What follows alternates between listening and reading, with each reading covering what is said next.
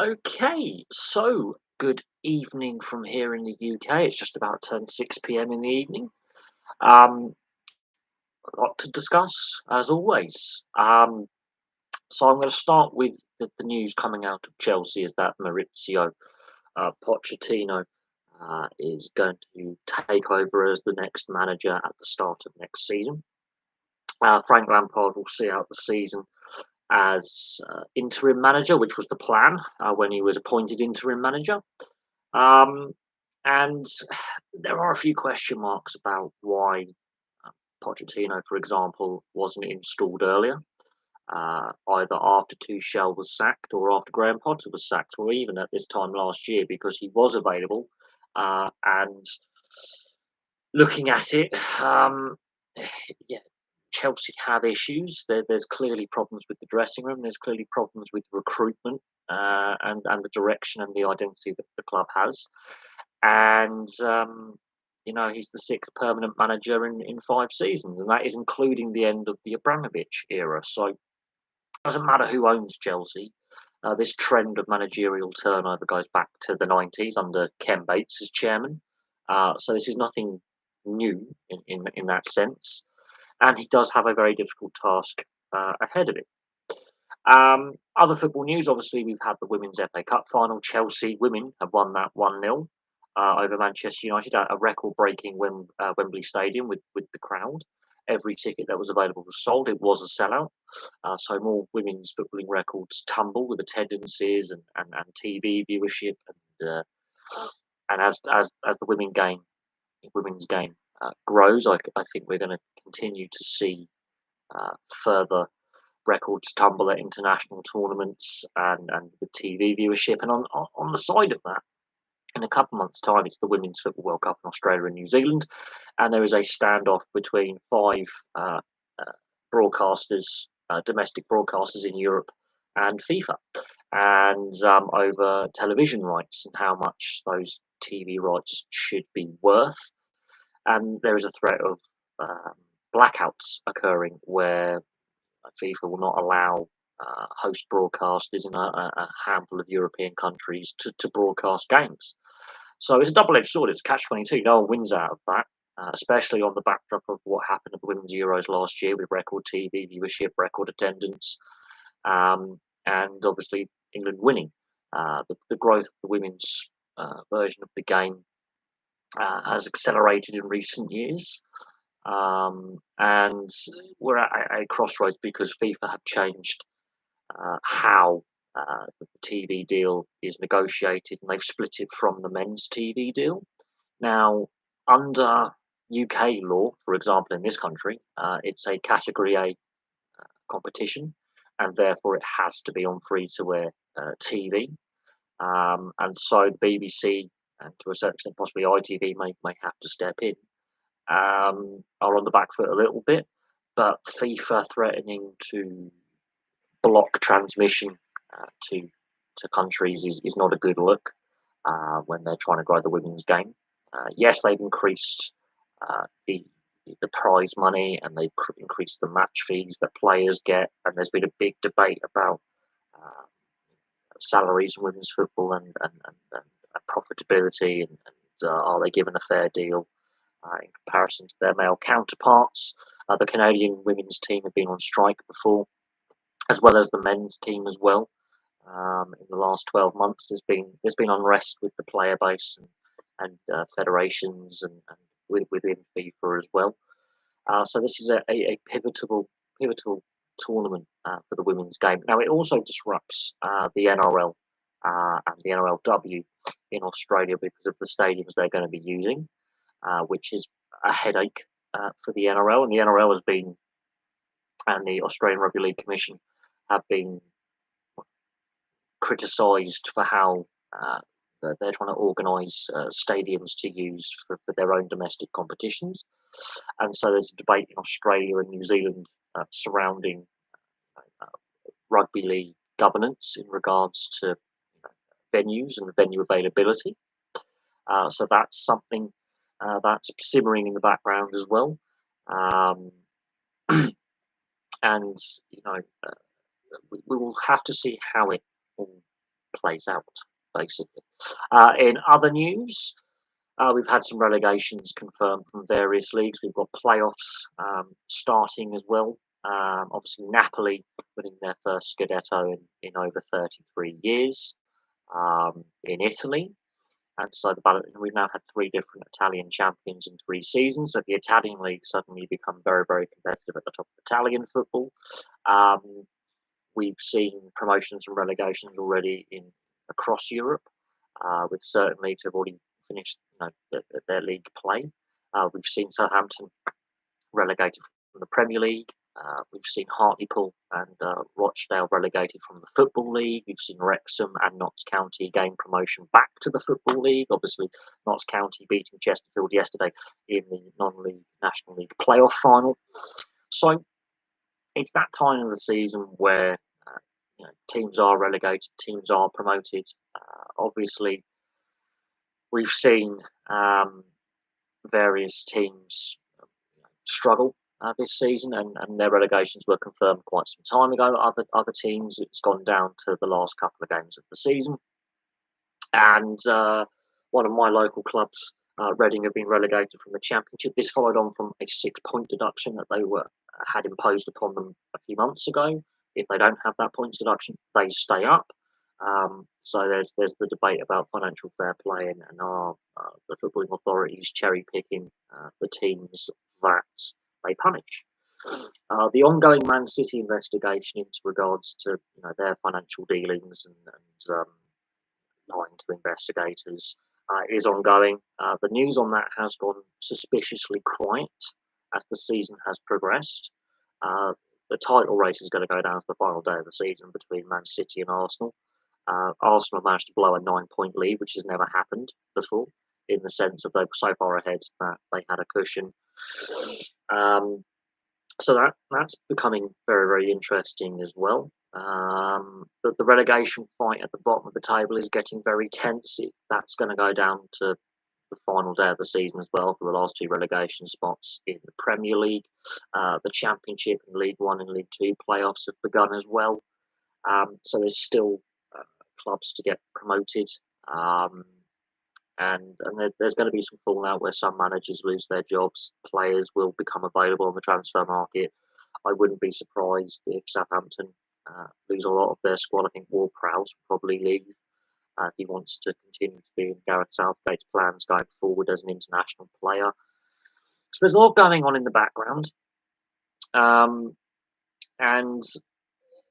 as I say, we're at that stage of the season. And then we go into the summer break. Obviously, the Women's World Cup takes place, and the transfer window opens up, and that's where I think we're going to see some player movement. Messi looks like he's on the way out of PSG. He's been internally suspended by the club. That's a big news story. Tottenham are looking for a permanent managerial replacement at White Hart Lane. That's another club that I think, again, have failed to achieve what they could have achieved with the players they have available. How long is Harry Kane going to stay at Spurs? They've had some dreadful performances this season. The Everton story with Sean Dyche, are they fully safe yet? Are they not fully safe yet? Can he keep them up? That's going to be a big discussion point. Are Leicester going to be the second club that's won the Premier League to then get relegated, alongside Blackburn historically? Their season's been disastrous, considering where they were the last couple of years and how they've fallen off a cliff. Did they wait too long before moving on from Brendan Rodgers? Nottingham Forest, they're in a battle. Leeds are in a battle. Sam Allardyce has been installed as manager to try and keep them up. So the relegation fight in the Premier League, I think, is going to go down to the last weekend of the season. So there's that to consider. So there's a lot of things going on.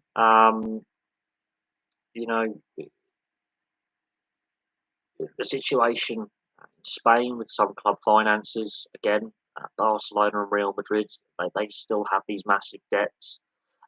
Juventus having their points deduction overturned via appeal, although that's still not finalised yet. So there's a lot going on. It's never quiet, never ever quiet, ever. So there's still a lot of things happening in the background. The Manchester United Are they going to be sold by the Glazers? Are they not? That's an ongoing issue there. And then we look at, the situation in the NHL, for example. Not a single sweep in the playoffs so far. Toronto finally make it out of the first round after many, many years of trying, and they only win one game in the second round and are battered by the Florida Panthers. And there's going to be the recriminations with the Maple Leafs. Does Carl Dubas keep his job? Does Sheldon Keefe keep his job? Will they have to trade out players? They've got a lot of players coming off contract, and a lot of UFAs. And are they going to completely overhaul their roster? I mean, there's that conversation. Then we've got the NHL draft coming up, and Chicago won the draft lottery, but it's a very deep NHL draft this year. There's a lot of comparisons with some of these young prospects being, compared to some of the NHL greats of yesteryear, which can be a lot of heavy weight put upon young players who are 18, 19 years old, coming into the draft lottery and the draft. So the NHL is heating up. Then we have obviously the possibility that London might host a Super Bowl. We've got the Major League Baseball returning with their London series. So there's a lot of things going on. Of course, a lot of things to happen this summer. F1's been in the spotlight again for some of the stuff that's happening with F1. I've completely turned off F1 over the last 5-10 years. I've completely lost interest in Formula One. I used to be obsessed with Formula One, and I might have to get the old F1 books out and go back in the history books and do some F1 career videos on drivers of the 70s, 80s, and 90s. That would be great fun to do. I've really got interested in the World Endurance Series and then the European Le Mans Series. I love my endurance racing. And there's been some regulation changes in the World Endurance Series, which I don't agree with. They've got rid of tyre warmers and tyre ovens. So the Spa, 6 hours of Spa, was a lottery for the entire day. Damp, cold, changeable conditions, no tyre warmers. And it was a shambles, in my opinion. Especially the warm up laps, and then you know safety has to be an issue there. The drivers aren't happy. I don't think the teams are fully happy either with the lack of tyre warmers in the World Endurance Championship. There were some big crashes at Spa a couple of weeks ago in the 6 hours of Spa. Of course, we've got the 24-hour of Le Mans 100th anniversary this year, so that's going to be the biggest Le Mans ever. This year's 24 hours of Le Mans. Going to be very, very interesting. The Toyota dominance looks a little bit. Well, they look vulnerable. They look a little bit vulnerable. I think the Porsche team or the Porsche cars. You've got Ferraris looking good. Peugeot, they finally sorted out um, their reliability issues, because that Peugeot car just looks hideous and is not reliable at all. The other teams, other manufacturers, including Glickenhaus and Van Wall, Porsche, got several client teams now. Cadillac. The Peugeot team have been riddled with reliability issues. And they've had a head start over some of the other manufacturers in the World Endurance Championship, and they really haven't got it right. At Spa, they got it right. Now, Le Mans, can they be competitive? That's the key thing. The Porsche teams, including Jota, who are a client team, look pretty good. The Cadillac teams look pretty good. Ferrari have the pace. It's the team dynamic at Ferrari getting the team orders right and the strategy right. Toyota don't look invincible. That is key, because we don't want to see one team. They've had a 3-4 year head start with the hypercar hybrid development over the other teams. Glickenhaus have had their issues with development, but they've got a decent car in a straight line. Van Wall, that they're going to be propping up the hypercar class, but we're seeing a growth. BMW will be entering the World Endurance Championship next year. Lamborghini will be entering next year. So there's a whole host of new manufacturers coming in. In the IMSA series, BMW are already involved with IMSA, so they're using that as their testbed platform. So that's going to be kind of fun. And things like the World Endurance Championship and the European Le Mans series don't get the same coverage that F1 does. F1 dominates the motorsport news cycle, the World Rally Championship, the V8 Supercars in Australia, they've had regulation change. You know, F1 dominates the sports media when it comes to motorsport.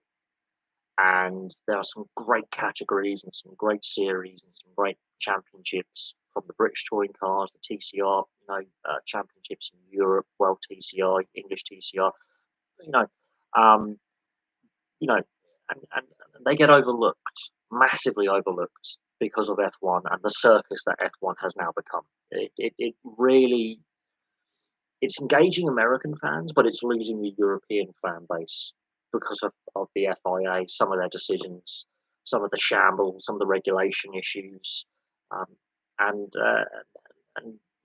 it's becoming a bit of a mess. Yeah, Oxford City and Kidderminster Harriers. I mean, look, again, it's that time of the season. It's playoffs, it's promotion, it's relegation, and even in the non-league, some interesting, fantastic stories are taking place in the non-league. Um, you know, and some of these non-league clubs, their objective is to make the football league and then go from there. And we've seen success and failure with former non-league clubs when they enter the football league. And you could argue is Forest Green Rovers a success because they've been relegated from League One after one season at that level. They've only been a football league side for what 4, 5, 6 years. Have they reached their limit? I mean, look at Yeovil Town. What's happened to Yeovil Town? They reached the championship, and now they're in. Going to be playing in National League South next season. So it there can be issues in regards to being a non-league club and then going to the football league for the first time, and then you've got former football league clubs who managed to get back to the football league after a long absence, like Notts County, for example, and especially Wrexham. How are they going to do in their first season back in the football league? So, and I did watch a documentary a few months back in regards to how the non-league, the National League league structure, which is the National League and then National League North and National League South, dealt with the COVID pandemic. And there's suspicions of corruption and favouritism and not distributing government grants and loans appropriately. And some of these clubs, like Oxford City, like Kidderminster Harriers, for example, who are in that non-league structure, a lot of them were hammered financially. Football clubs up and down the land have been hammered financially, which I think is, and it's not just a UK problem, it's a European problem when it comes to club football. This is, I think, forced UEFA's hand into speeding up changing financial fair play. And I think at some point we have to see more transparency with the sports finances. We have to. And with the new rules that are going to be coming in, that's going to impact not just the top leagues, but every league in a league structure. So your Wrexham story, maybe that could be the last time we see a club like Wrexham with new owners coming in and really breaking the bank for the level they're at, being able to do that. And we may see a leveling of the playing field to a certain extent. And this is going to impact clubs like the PSGs, the Real Madrid, the Barcelonas, and all that. Yeah, that's important with with what's happened to Bury, and I hark back to when Bury went bust, and the warning signs were there before the pandemic that football finances were in a complete and utter shambles. It was obvious. The fact that only one club has gone out of business that was a football league club during the pandemic is amazes me. Absolutely stuns me that only one English football club, at least, basically in Macclesfield, went belly up after Bury. But the warning signs were there. It's clear and obvious that it didn't matter what level of football you're at, that the football industry, well, sports industry in general, but football to begin with, and then rugby union, and now we've seen other sports as well have issues, was living on a false economy. And look, it's simple. Look, the fact that both Bury FC and Bury Association Football Club have decided to pull together, merge their resources, and then obviously go back to Gig Lane is vitally important. It's a stepping stone in the right direction in the recovery of that football club. A very historical football club that's had success years past. Very, very important. Um, but we should never have got to this stage, and that is a failure of the FA and the Football League in their governance. And you could argue a failure of the Premier League as well to a certain extent with some of their governance, bigger clubs like your Man Cities. The lack of transparency over club ownership and finances is a grave concern. Um, and weak governance has allowed bad ownership to manifest itself. And when one club does it, they all do it. So yes, while Man City are under investigation, obviously for their financial dealings, a whole host of other clubs have done the same thing. Um, and you know, they're the big fish, and if they get done and hammered with a punishment, it may start, changing the attitudes within the sport. But now we've seen rugby union have the same financial issues. Again, COVID has exacerbated some clubs' issues, like Worcester. Wasps were having issues years before COVID financially. They had massively overextended themselves. And then we see at the other end of the scale, what clubs like Leicester and Saracens just flouting salary cap rules on a whim and systematically and industrially breaking salary cap rules. So again, sports governance, and sport finances, a lot of eyebrows have to be raised in regards to how sport governs itself. And this adds further fuel to we need independent regulators. We need independent regulatory bodies. We need more oversight. We need more transparency. We need to look at player agents. We need to look at third party arrangements and third party deals, and if they're properly declared and properly transparent. Um, because the issues with the rugby union salary cap are very, very similar to the issues with the NRL salary cap and the AFL salary cap and the breaches there in the last 20 years. So it's not just an English problem or a European problem. It's a wide-ranging issue, which multiple sports are confronting in different ways. Southend United, I mean, this is another troubling situation. Again, another former Football League club with massive financial problems. And it is a worrying trend we're seeing. They're not the only club in financial difficulty. We know this. We only have to go back 2.5 years to note that the Football League stated that about 16 clubs were basically out of money in December 2020. About to go completely belly up. And then we had the debate between the Premier League and the Football League about revenue sharing and payments and then the TV deal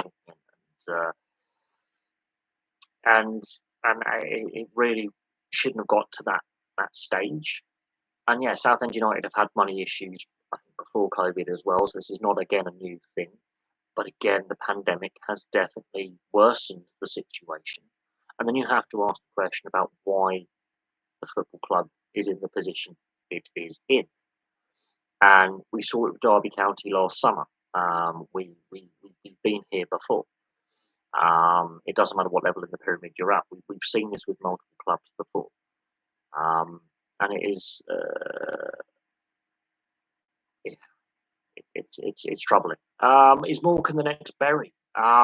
Uncertainty about a takeover. Only 6 registered players for next season. Well, there's several clubs with uncertainty surrounding ownership.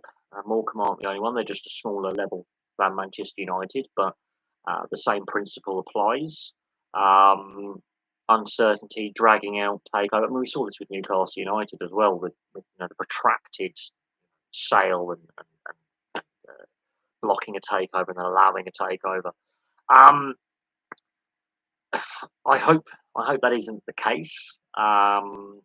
But we've seen in the Championship this season 4 clubs, for different reasons, have transfer embargoes placed upon them because of off-field issues and unpaid payments and a whole host of issues there. It doesn't, as I keep reiterating, it doesn't matter what level in the pyramid you're at. This is not a new issue. And then we have to go back to we need an independent regulator. and the director's knowing test clearly doesn't work. Um, and the pandemic, and I will keep going back to this, really exposed a lot of the issues and problems within sports governance and sports ownership and sports finances. And it's not just an English problem or a Scottish problem or a European problem, it's a global problem. Certain um, entities within professional sport got very, very greedy. Um, and we've seen a massive fallout from that in various ways.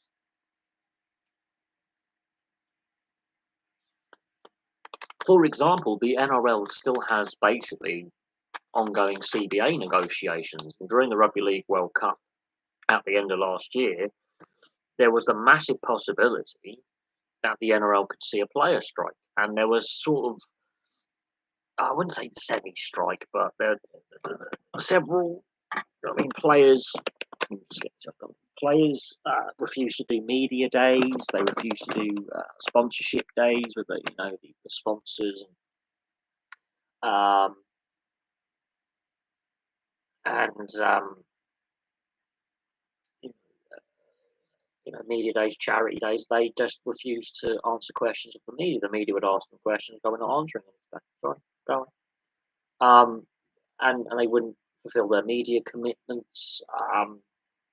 And that's still going on in the background. The news on that has sort of quietened down, but that's still going on. The AFL still haven't found a replacement for Gil McLaughlin.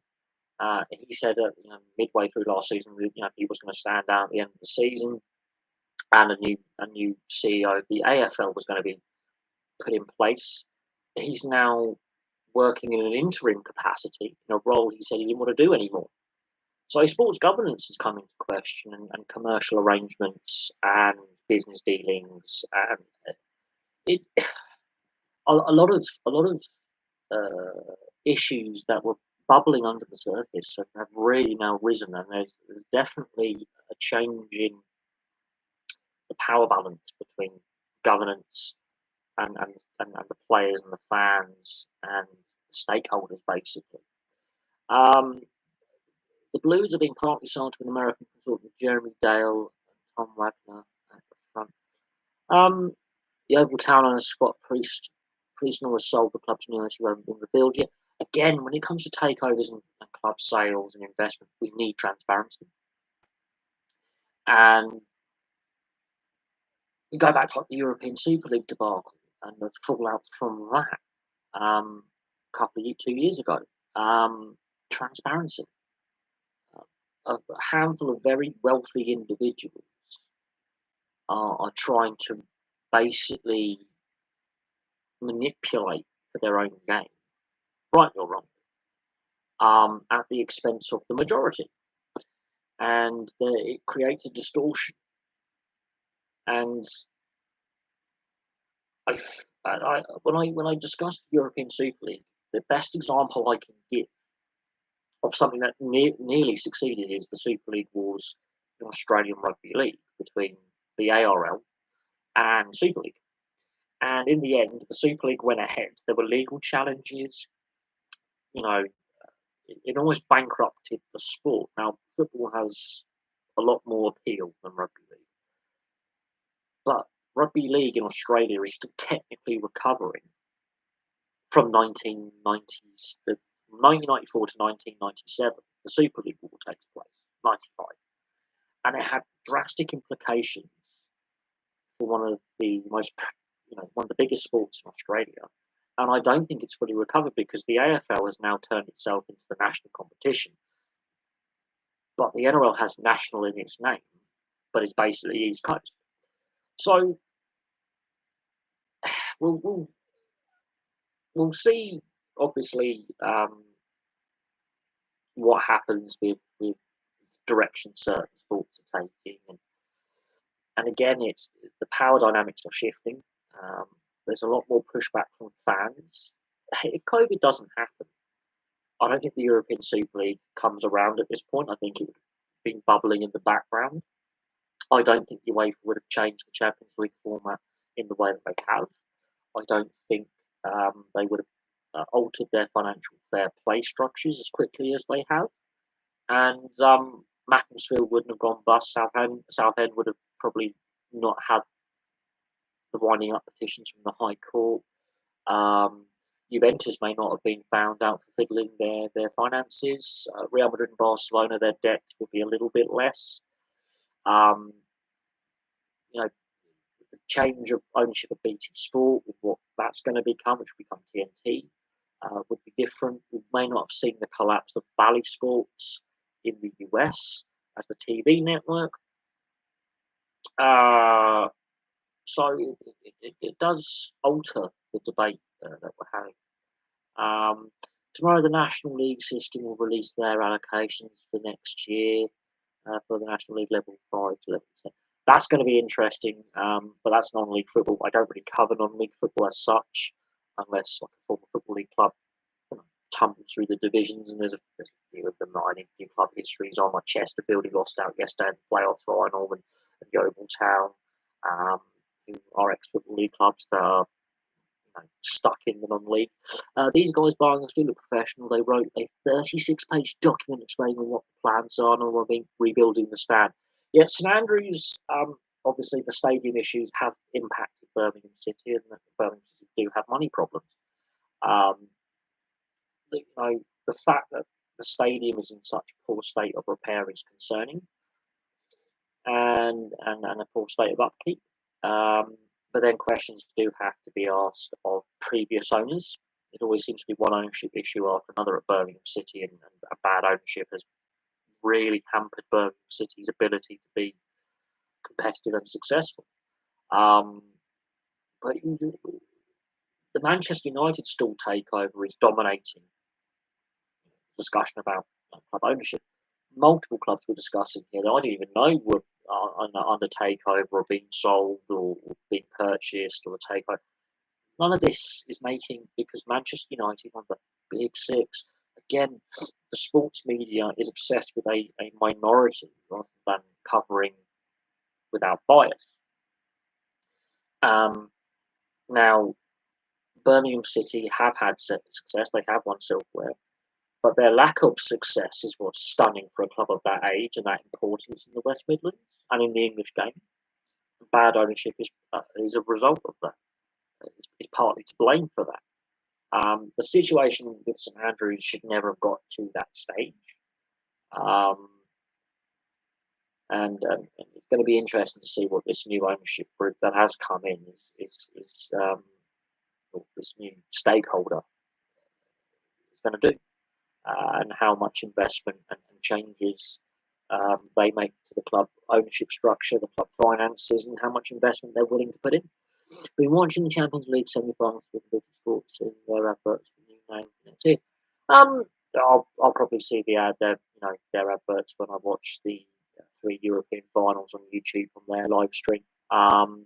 What I find very interesting about the BT Sport YouTube channel is when they first were doing the Champions League and Europa League final stream, you could comment.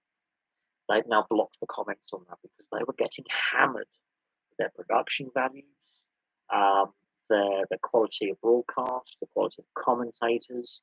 They were getting destroyed, absolutely destroyed online, on live stream. And then a couple of years ago, they went, no, not doing this anymore.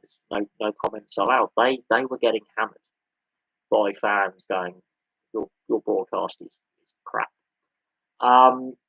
Arsenal losing to Brighton. Big boost for Brighton's European push.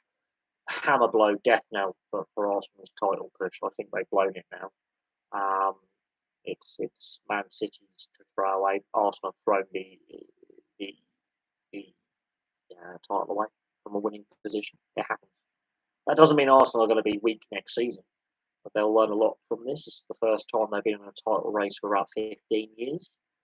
So it's been a while since Arsenal have been competing for silverware. Well, they've obviously got some FA Cups in there, but competing for the league, it's been nearly 20 years since they were last, fighting tooth and nail for the league title.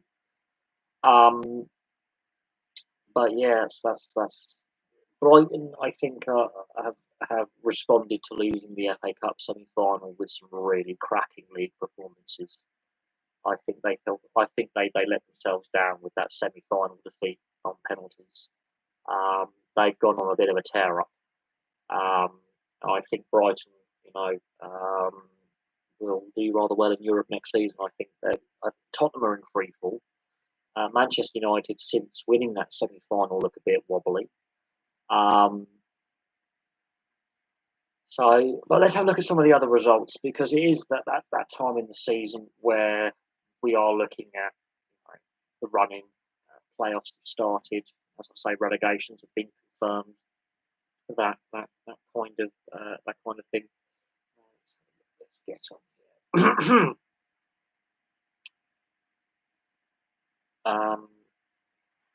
Right, let's get results up.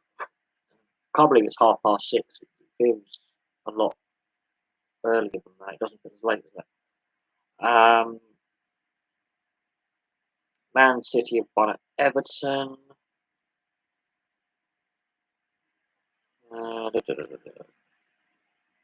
Oh, Jimmy Anderson in the cricket has got an injury as Lancashire and Somerset drew in the county championship cricket, obviously with the Ashes. That's going to be interesting. Coventry and Middlesbrough drew in the playoff first leg in the championship.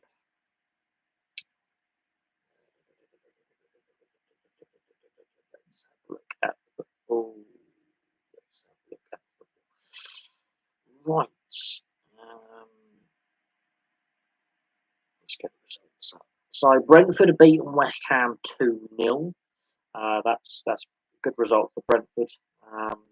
They've had a very, very good second season. Everyone thought they would have season syndrome. They're now an established Premier League side. Brighton are only 4 points behind Liverpool now with a game in hand. So Spurs have dropped to 7th. They've just fallen off a cliff. Arsenal are 4 points behind Man City now. Title's gone. Newcastle are well ahead of Man United on goal difference, both equal on points. Newcastle's goal difference is far superior to Manchester United.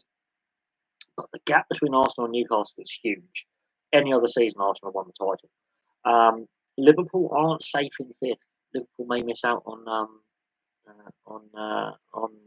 Europe. Brighton are really on a tear now. Tottenham equal on points with Villa. At the relegation side of things, Forest, I think, are just safe. I'm not. I think West Ham and Bournemouth are safe. Everton, Leeds, and Leicester. That's going to be an absolute scramble. It could come down to goal difference. Leicester do have a game in hand over the teams above them. So if Leicester can get a win, that completely changes the relegation battle because they have that game in hand and a far superior goal difference to Leeds and Everton and Nottingham Forest. That is what is crucial here is goal difference. Southampton, obviously, are relegated. I mean, Chelsea in 11th. I mean, Palace and Wolves can go past them. Chelsea do have a game in hand. Brighton have 2 games in hand on some clubs. So Brighton really can overtake Liverpool with a game in hand on them. Very good goal difference. But some of the Bournemouth's goal difference is horrendous. But they're safe. I think 37 points West Ham are safe. They're obviously focusing on their European adventure, which is a nice distraction to have. Their league form hasn't been great this season, but they're safe. Forest, Everton, Leeds, and Leicester. That's going to go down to the wire. But Leicester have a crucial game in hand over the teams above them. So let's not write Leicester off. Leeds and Everton, I mean, their goal difference is horrendous. And Nottingham Forest as well. This is going to come down to last day of the season, I think. This could come down to the last kick, the last game of the season. So there's that. Salford have won their League Two playoff first leg.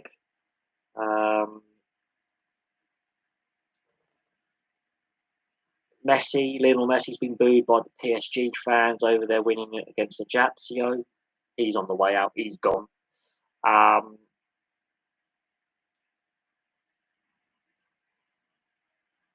Rangers have beaten Celtic, even though they can't win the league. So there's some interesting stuff going on. Let's have a look.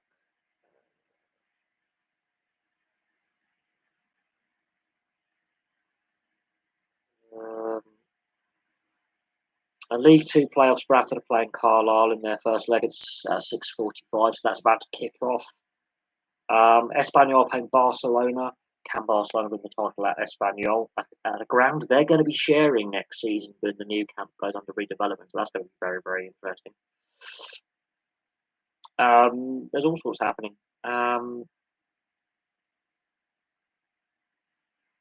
We've got the women's under 17 European Championship. England beat Poland 2-1, so we've got some good young women players coming through. Uh, there's all sorts going on. All sorts.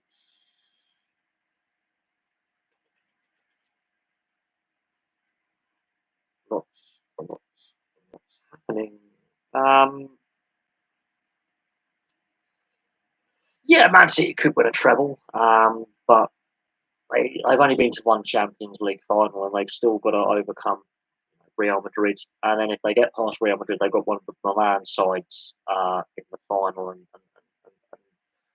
they know how to win Champions Leagues as well. So that's not a given that they're going to win a treble. They've got to win the FA Cup final as well. And in the FA Cup, they don't have a great history since the takeover, only winning it twice. They do go missing in big games occasionally. I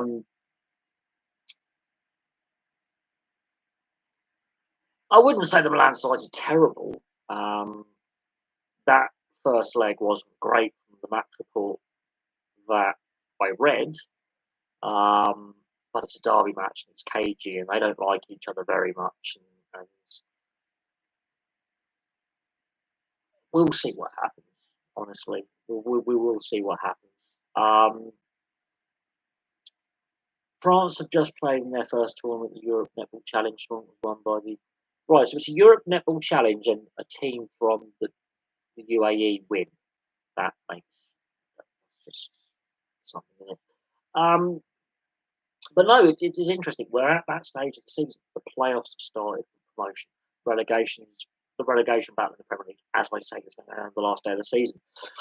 Another thing that I want to bring up, and this is something that has been mentioned a lot on social media, on fan forums, on news websites, when you're allowed to have your says.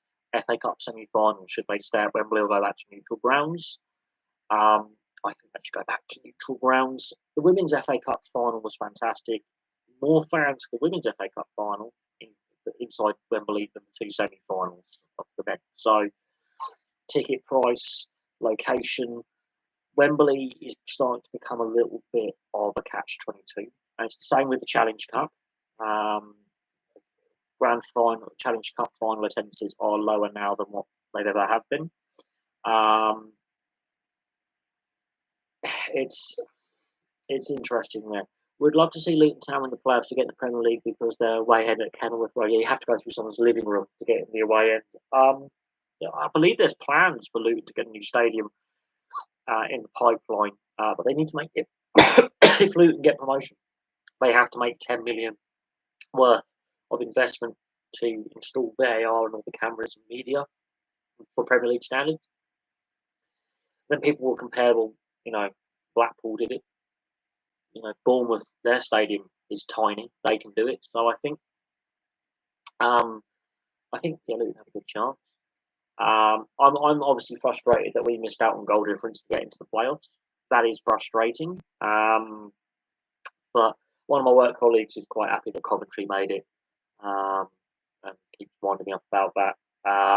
And it would be nice to see Coventry back in the Premier League. It's been a long absence for Coventry City. But all the clubs in the playoff mix have been First Division or Premier League sides in the past. and Luton were in the non-league 14 years ago, so that would be a massive, massive um, success story, um, in my opinion. Um, and but as I say, all those clubs involved in the playoffs. Okay, one hasn't been a Premier League side, but they've been a First Division side. They've all won silverware historically, um, and they really are going for it. And yeah, it would be great to see Luton in the Premier League. I think it would be refreshing to see a new name in the Premier League. Brentford have been refreshing with their stint. Brighton have been refreshing as well. It would be fantastic to see a club like Luton make it. Obviously, I do believe there is a plans to replace Kenilworth Road with a more modern facility on the edge of the town. Kenilworth Road is they can't expand any further with Kenilworth Road. They are limited with what they can do with the stadium because it's in a residential area, and of course the away end you have to go through someone's living room for one of the entrance, to enter the stadium. It's a unique stadium, but it's not a great stadium by today's standards. It's old, it's tired, limited with what they can do with it. But no, it would be fantastic if yeah, Luton could make the Premier League. It'd be very, very interesting to see them in the Premier League. Whether they would survive in the Premier League or not is another thing, but it would be fun to see them make the top flight for the first time in what, maybe 4 decades.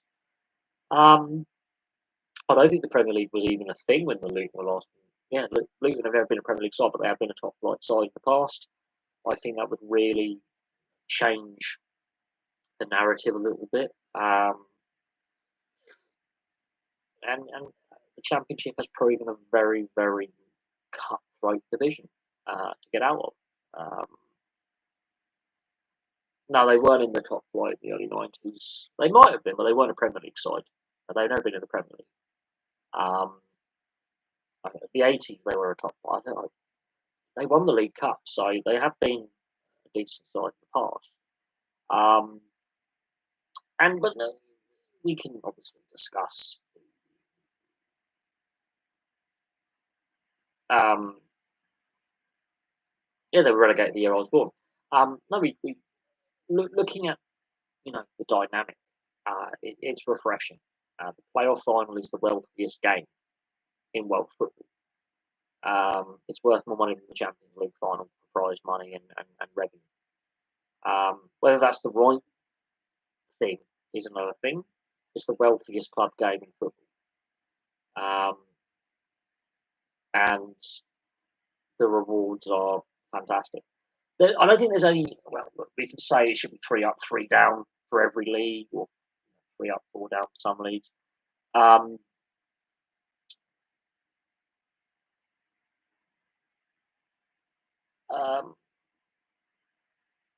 The promotion system, I think our promotion system is a lot fairer than, let's say, Scotland or Germany or how the French do it. It is not a perfect system. There is no perfect system apart from straight top 3 go up, bottom 3 go down, or only 1 up, 1 down, that kind of thing. You've had the discussion in rugby league with the £1 million game. Playoffs, there's no perfect playoff system. If you do have a playoff structure, like the Championship does, or the major leagues in the US and Canada, or the NRL and AFL in Australia, there is no perfect playoff structure or final structure or anything like that. There's no perfect structure unless you do direct promotion relegation, which used to be the case back in the day.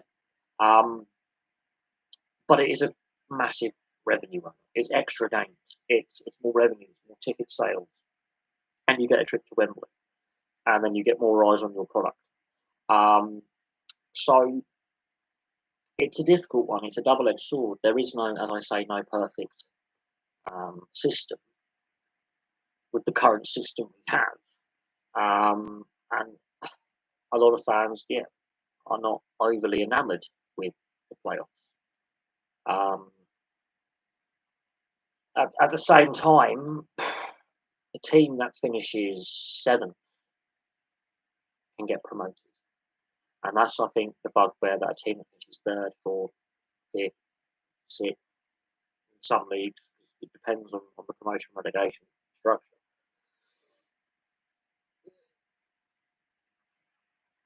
Um, make a shorter league because of the football league structure, and then obviously reducing the size of the top flight to 20 from 22. Has meant constantly restructuring. The Football League has constantly evolved, restructured, expanded, contracted. There's a debate about bringing the National League into the Football League structure because most of the non-league clubs in the National League and in the National League North and South are professional. There's that debate about expanding the Football League to the fifth tier and the sixth tier. There is that debate. Um, um, what shrinking Championship League One and League Two? That would then mean you would have to bring the National League in. You would have to bring the National League in because 6 teams are going to lose out where they're dropped down to the division below in order to restructure the Championship League One and League Two. You would have to bring the National League in then and expand to 4 divisions in the Football League. And clubs would resist that because it's lost revenue, because the budgets they are on in the lower divisions, because the top head has all the money. You would see resistance, massive resistance, because you're losing gate revenue. You're losing two to 4 fixtures a season or something. And when you are operating on smaller budgets, smaller revenues, you're gonna vote against that. And the Football League, in regards to yes and no, but you have the Football League trophy as well. But if you want to justify the League Cup or the FA Cup more, bring back the Cup Winners' Cup in Europe, which is a UEFA decision to remove that, which had implications for the,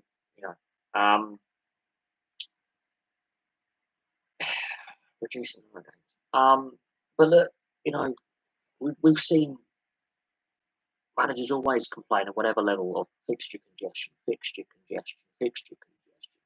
Yeah, 6 Premier League clubs wanted to sign up for the European Super League and have extra fixtures, and it's just club owners aren't in step with club managers and club coaches. The players want to play as many games as they can. They want to maximise their appearance bonuses, goals. They want to maximise their careers. But at the same time, player welfare has got to be considered. And then, a number of clubs would definitely be shortchanged by restructuring the Football League yet again. And the Football League doesn't want to do that. Leagues and sports hate constantly restructuring, moving things around, changing divisions, changing conferences. It doesn't matter if it's a promotion relegation system or a franchise system like North America. Leagues hate relocations. They hate divisional realignments. They hate it. It is an absolute bugbear. Now, it also has to come down to members' votes and team owners voting in favour of said changes. Now, if you are going to reduce the number of teams in a league, you have to increase ticket prices. And at this time, that's going to be a very negative decision to make because fans will just go, well, I can't afford to go.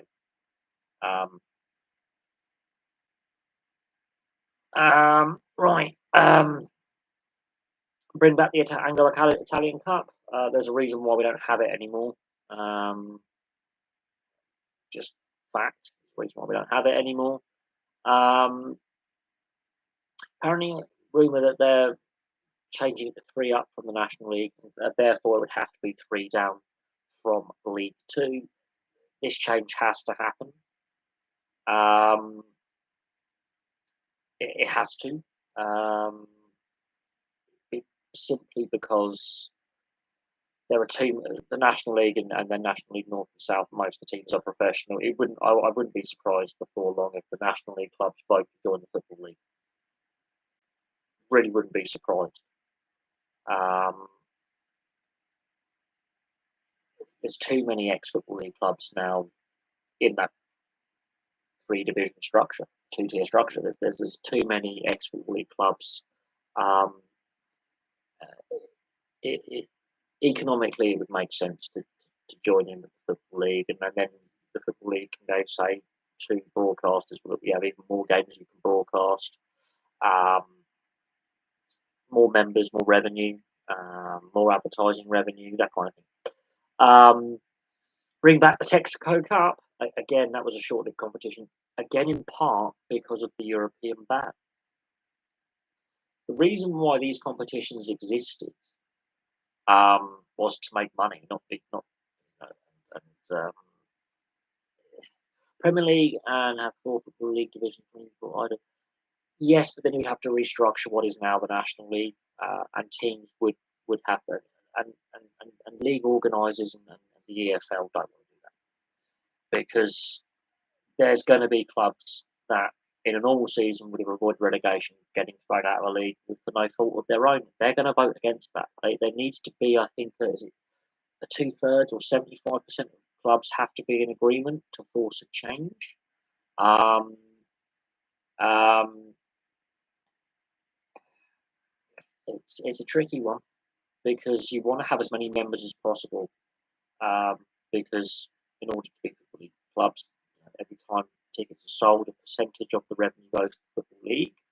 They don't want to lose members because that reduces their revenue, and they don't want to restructure leagues, especially after the Berry situation. That they handled that badly. Um, it's a pain in the ass. Who would say your favourite rugby league YouTubers or football YouTubers I like to watch? I don't really have a favourite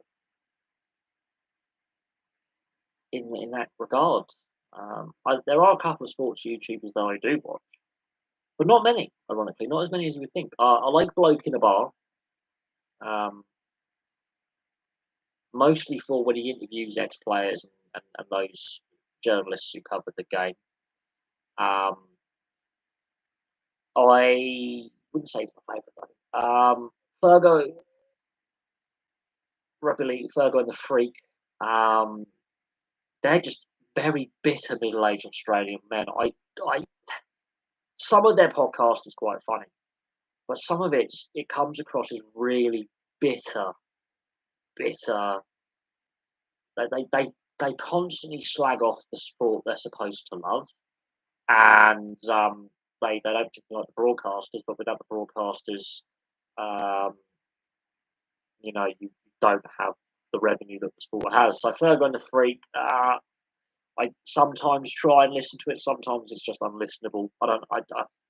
That just comes across as two really bitter middle-aged men um, who love to hate themselves. Really. Um, Greatest game of all. He's quite good, but he uses video montages and he has to get copyright permissions. He's a young lad. Clarkie's rugby league column. He just regurgitates Fox Sports, which is just not great. Um, and to be honest, it's like I've said. I mean, you're just regurgitating crap. Basically, you're regurgitating the same crap that no one really reads, and he gets slagged for that online. But he does have a full-time job as well. He's actually a Royal Australian Naval Reservist. Out of the independent YouTubers, I like Wobbling, Jaw Sports, Fergo Freak, and TJC. I like the hockey guy, obviously, for ice hockey content, and his other channel, the entertainment guy, he covers other sports as well. He's really down to earth, and I have a correspondence with him as well. He's really down to earth.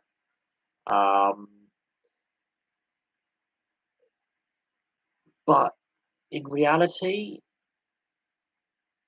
yeah, no, I don't really have. I don't, apart from the hockey guy, I'm not really into sports YouTubers because then I would be comparing myself to them, and I don't want to do that. But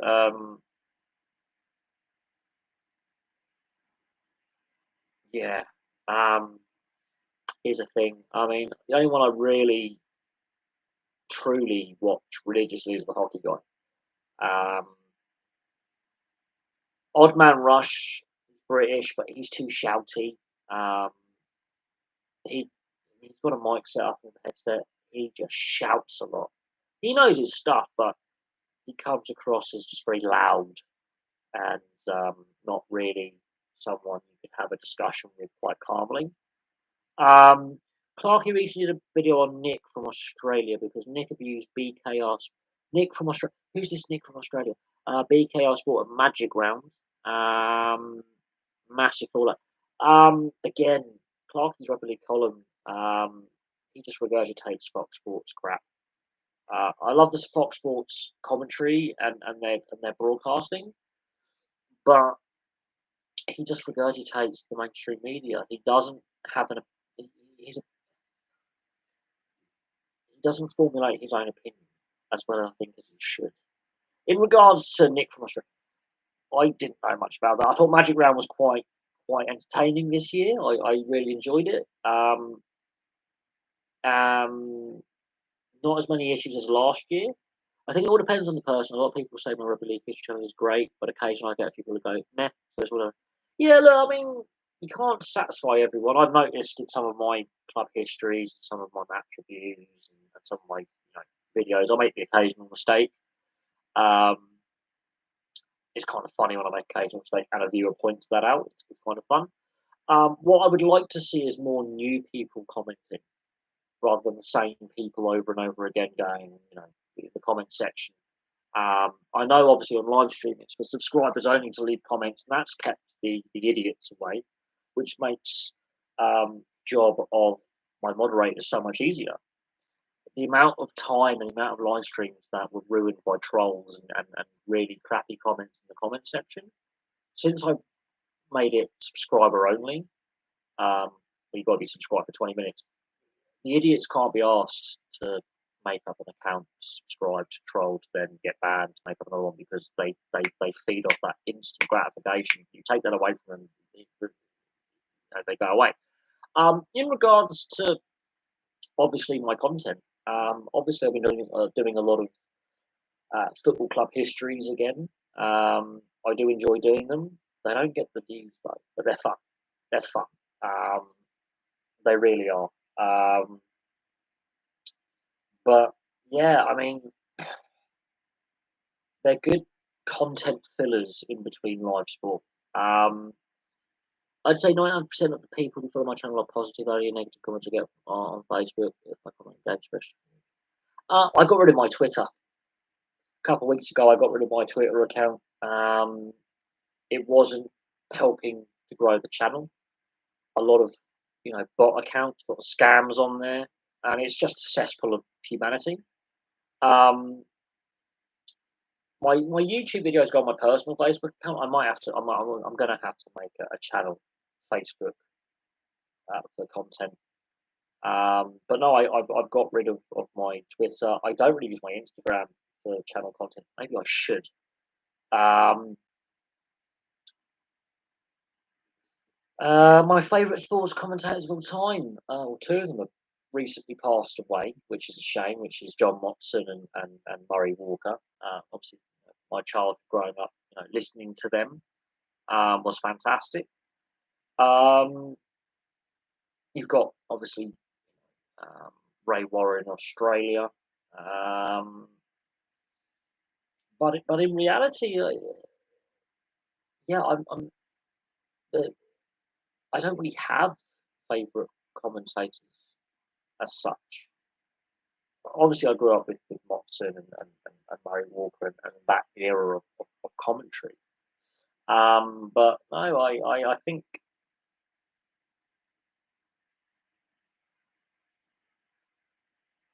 I think I don't I'm more interested in what I see on the field or on the ice or on the court or in the arena. The commentary is just you know there. sometimes, I mean, I don't get me wrong, I like the Aussie Rugby League commentary because they come. I mean, Andrew Voss comes out with some what I call the Vossisms. Some of the quirky, comments he comes out with are quite funny. Um, but no, I'm not. The commentary adds to what you're watching. Um, but I think the quality of commentary now is less than what it was 20 years ago. I think we've gone backwards when it comes to sports commentary. Sports commentary on the radio, I think, is better than on the TV. It helps you visualize what actually is going on in the match. Um, um, Case in point, I commented on the Sheffield Wednesday Peterborough game. I said Peterborough won the battle, but they would never achieve what Wednesday have achieved. Hugh angry Peterborough. Yeah, Peterborough United are just a yo-yo club between Championship and League One. Um, they're too good for League One, not good enough for the Championship. Sheffield Wednesday, obviously, they they they haven't got back to the level they were at when I was a kid, which was Premier League, League Cup finals, and FA Cup finals, and winning and competing for silverware. So they've massively declined from where they were 20, 30, 40 years ago. They used to be one of the top clubs in the country. Um,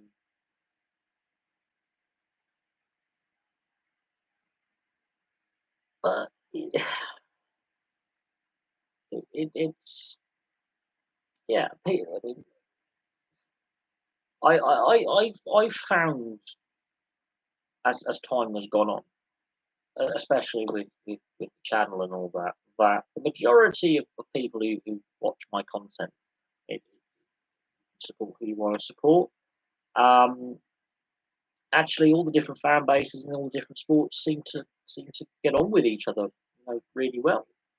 Um, but then go on somewhere like Twitter, and with what's going on with that social media platform in the last couple of years, with what's going on there, has become a shambles. And I'm glad I've come off that platform. I I don't miss Twitter at all. I think when it first comes about and sport decides to buy into social media and engage with fans, it was fantastic, absolutely no doubt, more positive than negative. But over the last decade, especially over the last, I'm going to say 5, 6 years, um, it's become more harm than good. And the issue with that platform, yeah, I'm I I hope it fails under Elon Musk, um, because it's just the cesspool of humanity, and we've seen a massive polarization of fan bases, of society, and I'm not on there anymore. Playoffs are just money making. We have a league for a reason. Yes, but you want club owners want to maximise revenues, and players will have bonuses or clauses in their contract stating that they'll have appearance, bonuses, X amount of appearances per season, playoffs, cup games. They want to get bonuses on top of their salary. And the EFL wants to make as much money as possible because a portion of ticket sales finance goes to the EFL, makes them money. So, yes, it is a money making exercise, but it also increases revenues for those clubs that make the playoffs. And it does create some compelling league play towards the end of the season. It's the same for qualification for Europe in the Premier League. That's their version of the playoffs. Is you get extra games by reaching that the following season in regards. But Facebook, TikTok, just reading the Everton Facebook and to go there all the trolls and they're mainly from Africa as well. I found very well to look, if Everton get relegated, this channel would explode. The internet will go into meltdown, and I wouldn't be surprised if there's mass protests and riots in Liverpool with the Everton fan base. Um, Yeah, true, but then they actually get those extra games the following season in Europe, and now we've got playoff rounds to get in, like qualification rounds and playoff rounds to get into the Europa Conference League, Europa League, and Champions League as well. So again, yes, you could argue all these extra games are purely money making exercises, um, but it means we get extra games as fans that we can enjoy and watch, be it on TV or at the ground. So and it's a double-edged sword. Do you want to, have your team play extra games, which means more revenue, which means then they're in a better financial position to then compete the following season, sign new players, give players wage increases, and remain competitive. And especially if you're a Premier League side, you qualify for Europe, like Brighton look like they can do. And have that experience of playing in new competitions. I mean, it's an interesting one. There is no perfect system. Honestly, there's no perfect system. Um, there isn't. It's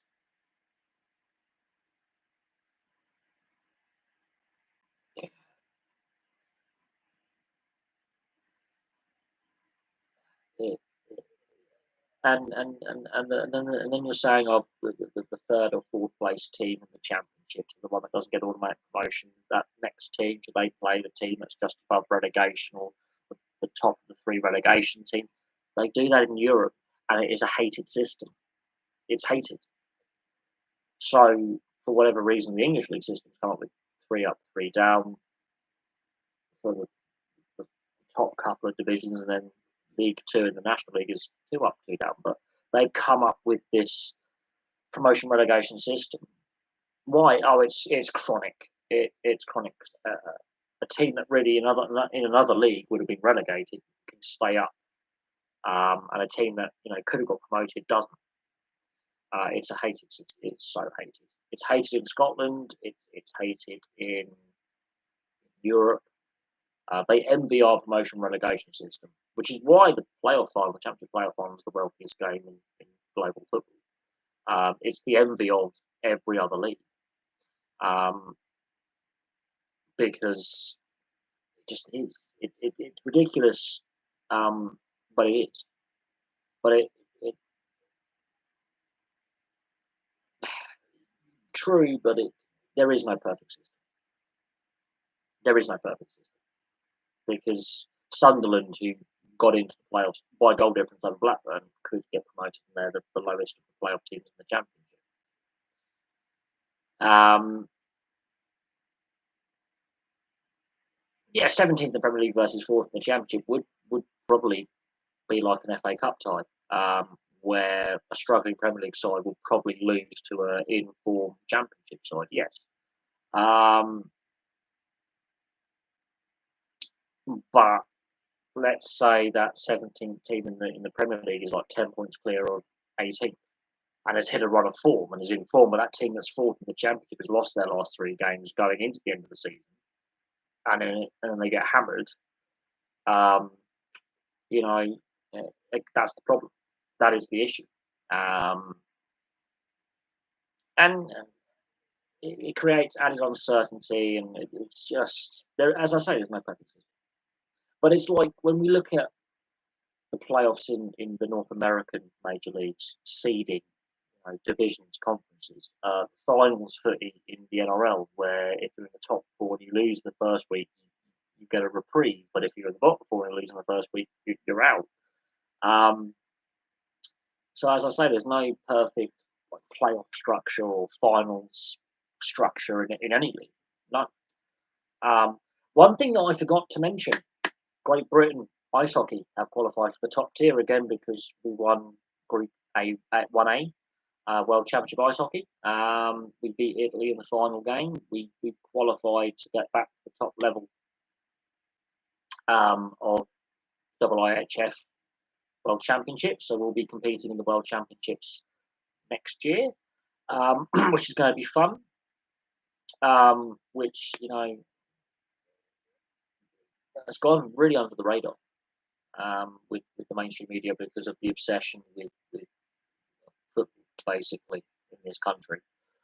But what is also interesting is with the playoffs, promotion, relegation, there's been a lot of focus put on other clubs in the Football League and the non-league other than the Big Six, which, for 95% of the season, you know, these clubs don't get mentioned in the national sports news. They, maybe locally they might, but nationally, doesn't really get covered unless, much. And then suddenly the end of the season, Notts County, a lot of interest over Notts County. Last year it was Grimsby, a lot of interest over Grimsby. Wrexham. They haven't had this kind of media coverage and interest for years.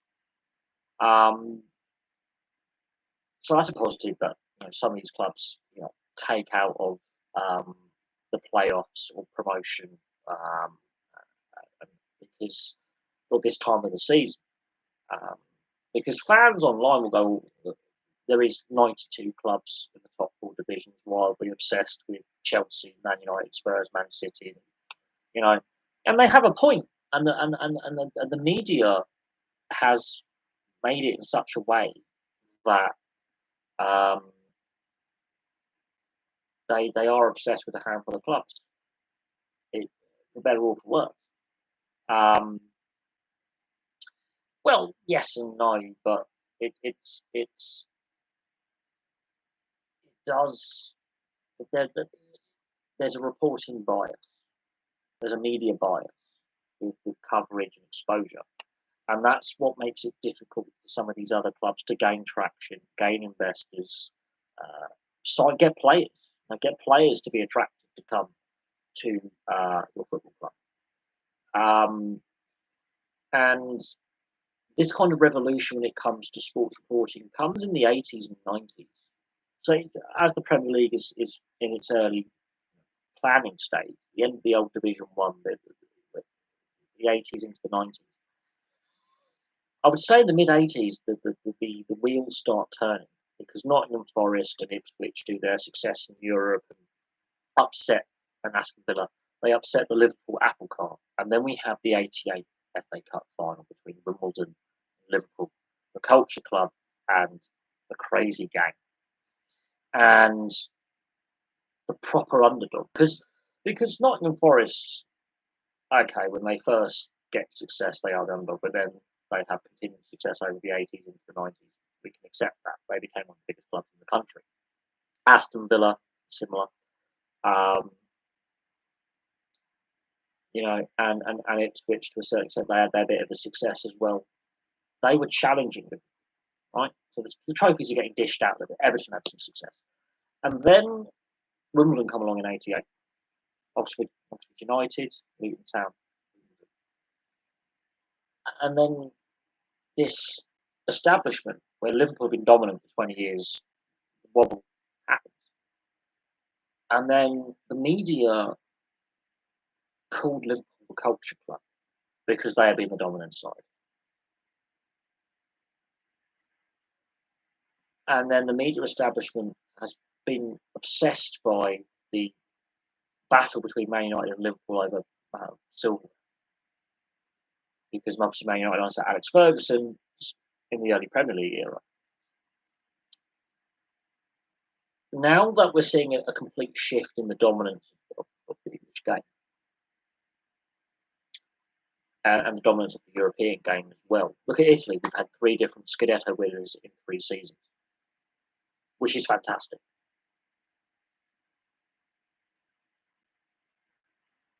Okay, fantastic. And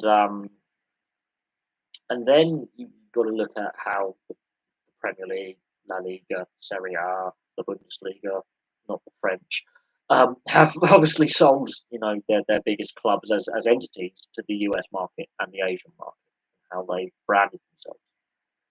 And the media realised that they can make a lot of money with media rights deals, advertising,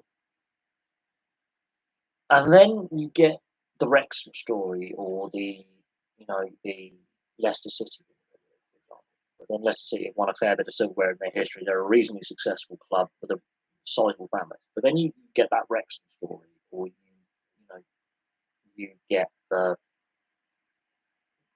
uh, you know Wolfsburg in Germany, for example, their first and their little bit of success they've had, or Napoli finally winning a Scudetto without Maradona. No one ever thought Napoli could do it since Maradona, with all the financial issues that club has had. It's like Lille winning in the French top flight, stopping PSG's dominant run. Union Berlin in Germany on the cusp of potentially winning the German Bundesliga title, which will really piss off Dortmund fans because they've been a pretty good side all season as well, and Bayern Munich looking human. It's refreshing, but the media has done it in such a way which has falsely altered the narrative, in my opinion. Is the Wrexham media circus sickening? Not really. It's refreshing. It's refreshing that the attention is not always on a couple of clubs, really. It's refreshing. Um, it's refreshing for the game in the UK, especially in Wales.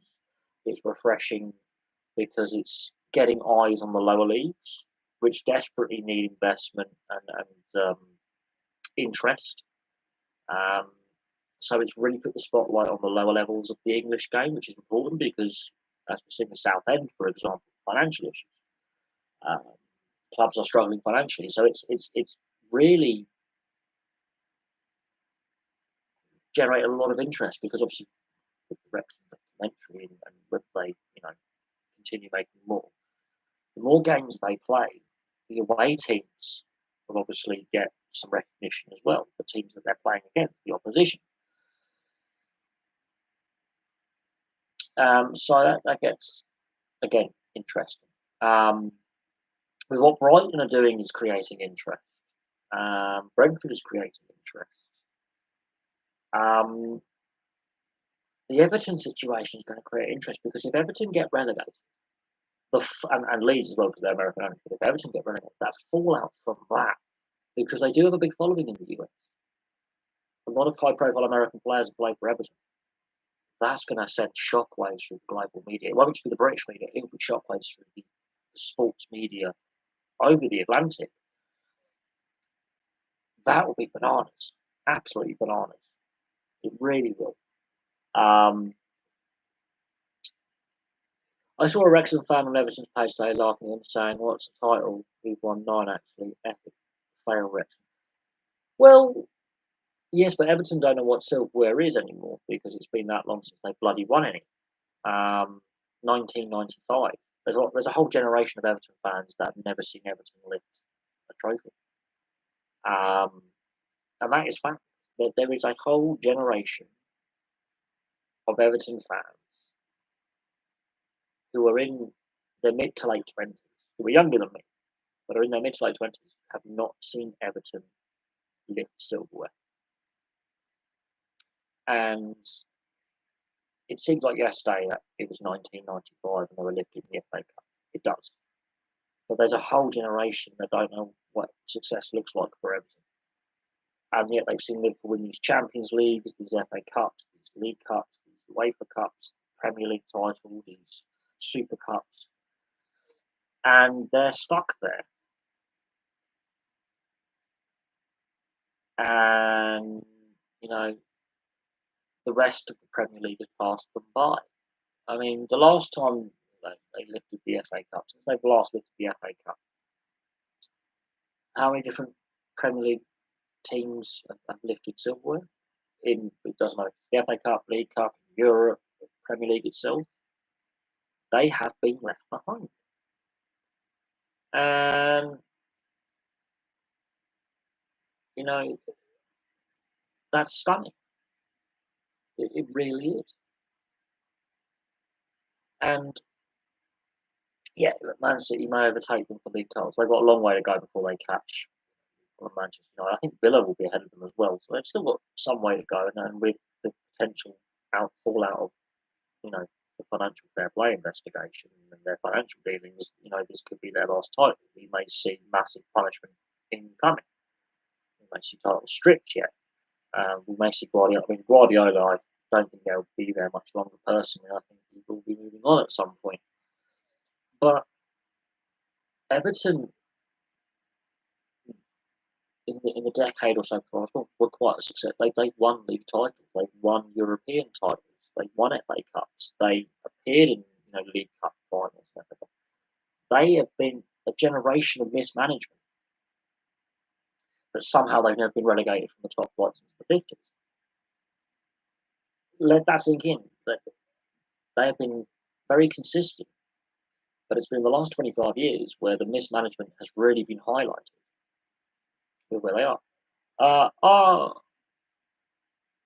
the Man City fan base spoiled? Well, they used to fill out Main Road regardless of how the team were doing. It's called the empty Etihad for a reason. They spoiled. We have to ask what ticket prices are. And they want to expand the stadium, yet they can't even fill it now. But Man City do not have a small fan base. Let's be clear on that. There's a lot going on social media. Fan base.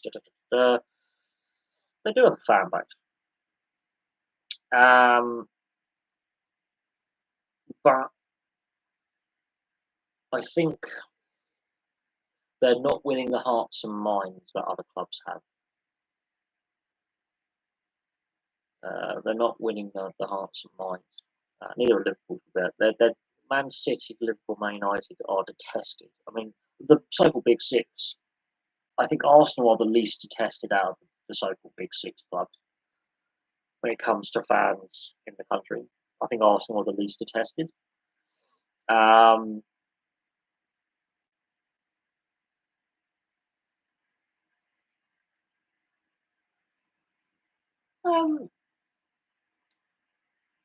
But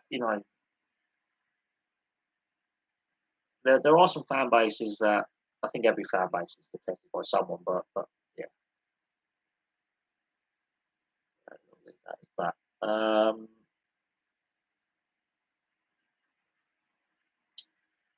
Well, as Ron Reynolds and Rob McElhenney have stated, I mean, that their goal is to have a stable plan of progression, and they want to make the Premier League. And I think that is achievable. If Swansea and Cardiff can make the Premier League at points, if Bradford City can make the Premier League, for example, teams that have been in the lower levels go to the top. Fulham at one point in the old division. So Brentford, for example. I think that goal is achievable. I mean, I look at Fulham's initial rise to the Premier League the first time around. They had, I think, 3 promotions in 3 seasons or 4 seasons. It is doable, but they have to do it sustainably because the financial rules are changing.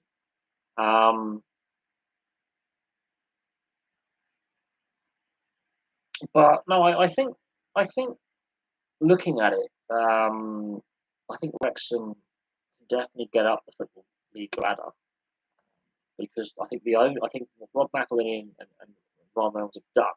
Forget that they're celebrity actors and they're famous actors in the US. What they've done is they've engaged with the community. They're making the investment in the right areas. They know it's not going to happen overnight. It didn't happen overnight. It took a couple of seasons. They are fully aware there's going to be some tough challenges ahead. Yes, I think the documentary, Fly on the Wall documentary series, has helped with the interest and generate revenue and assist them off the field and create interest. Sponsors coming in, away fans wanting to go there now. It's seen as a bucket list club to go and see play.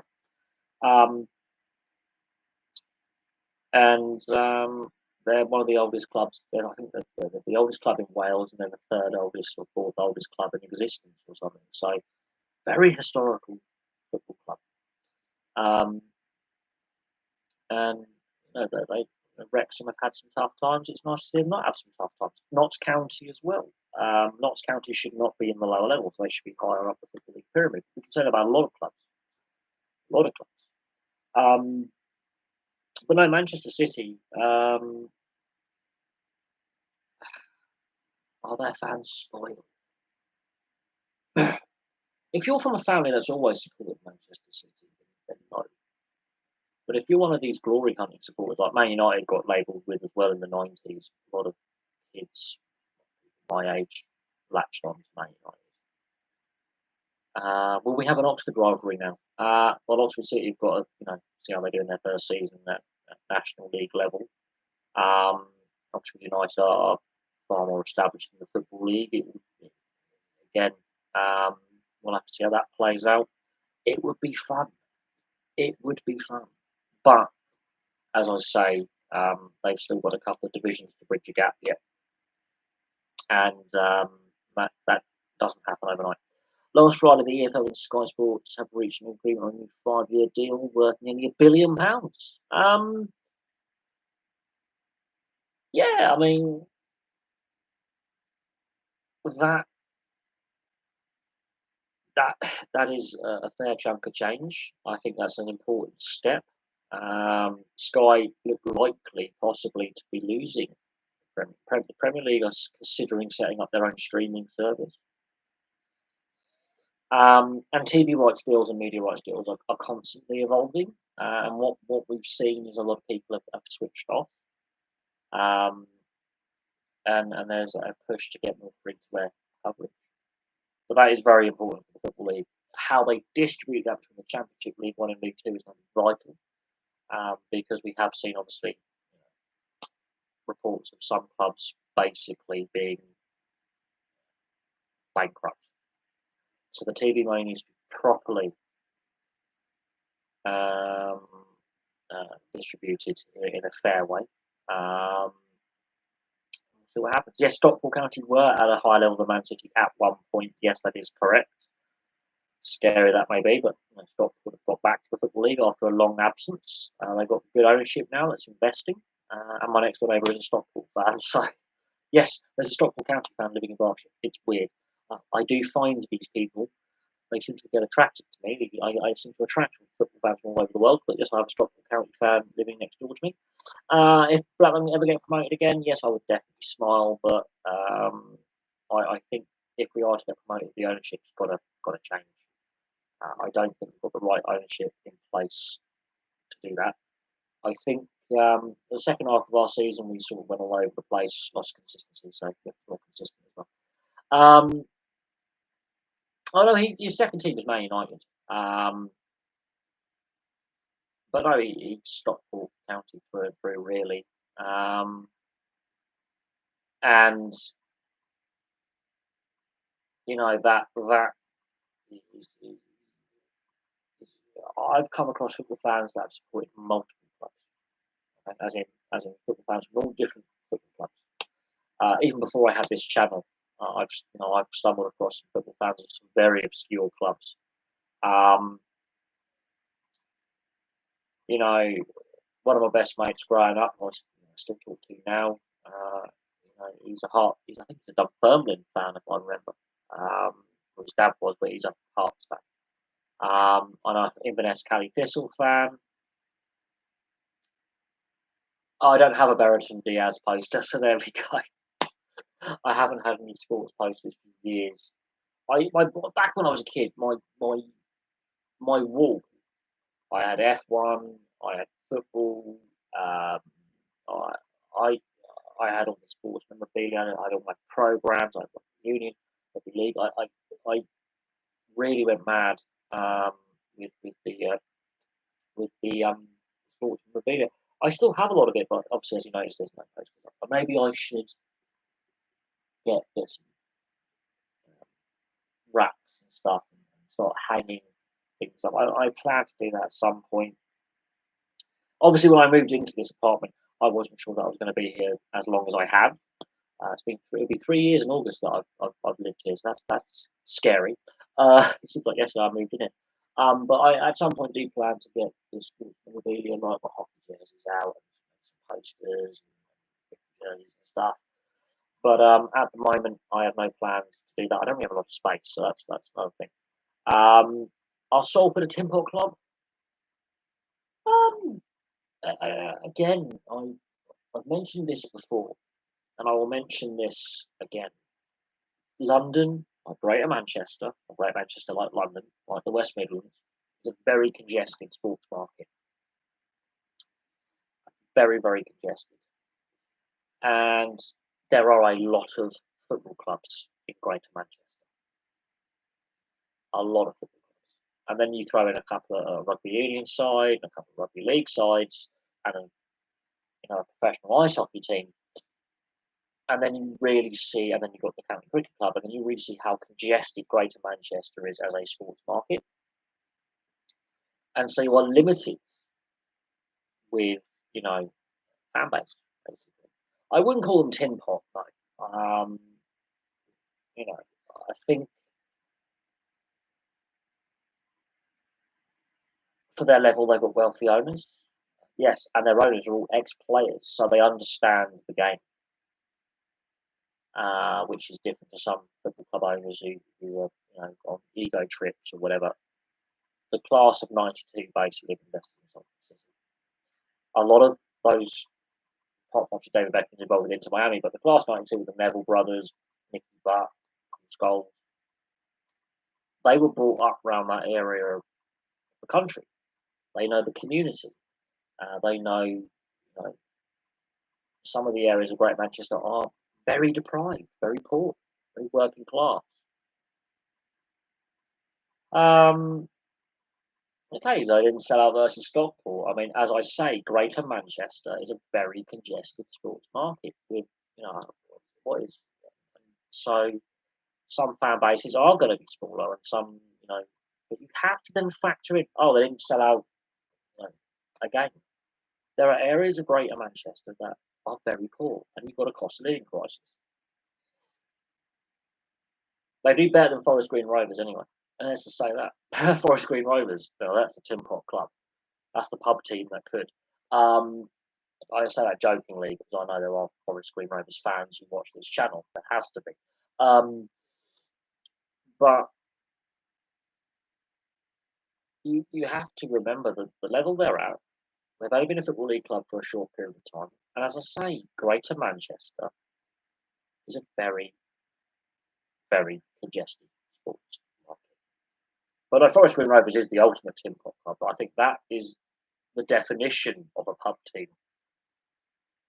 Salford City Reds, you've got the rugby league side, which is the dominant club. Ironically, they attract more fans. So, ironically, in that area of Greater Manchester, rugby league is king.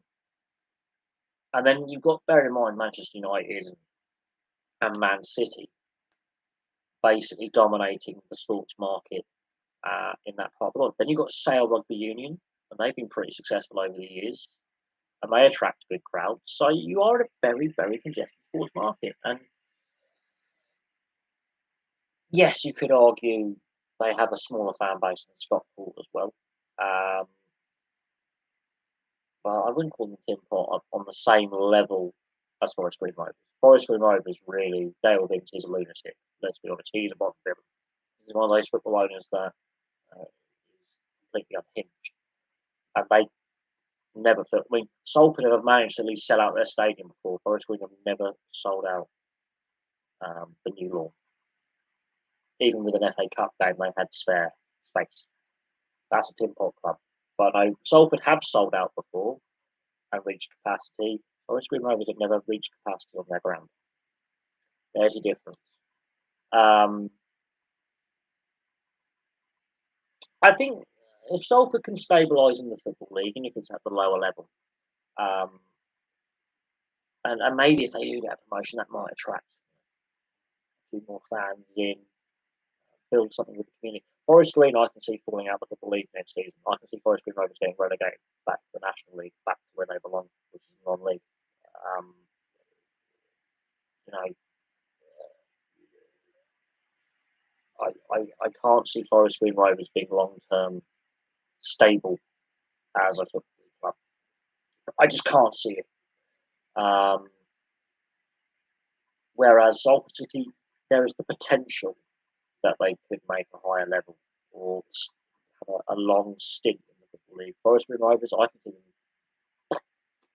getting relegated again next season. Um, you know, and that's my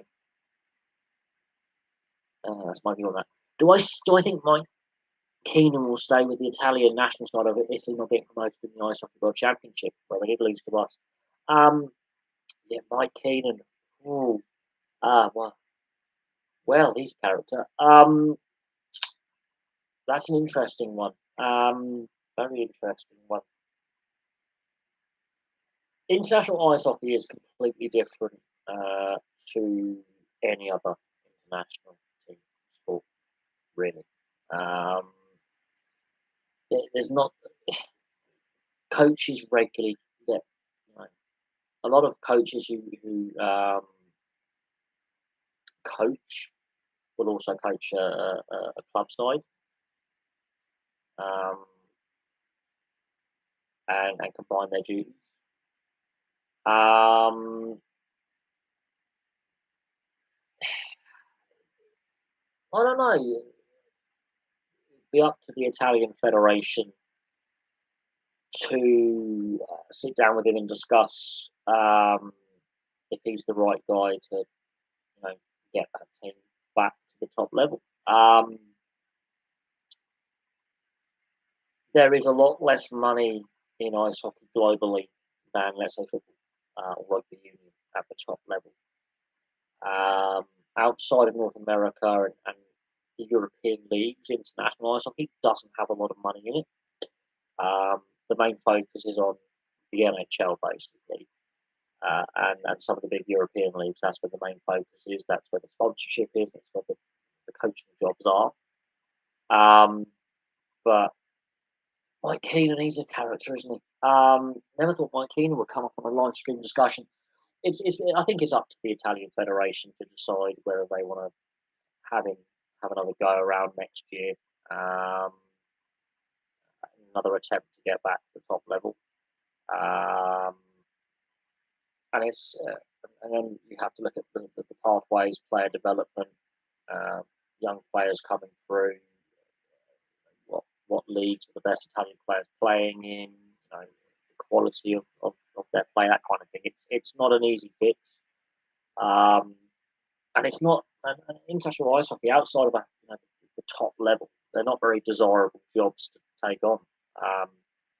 The money is in the NHL for coaching, and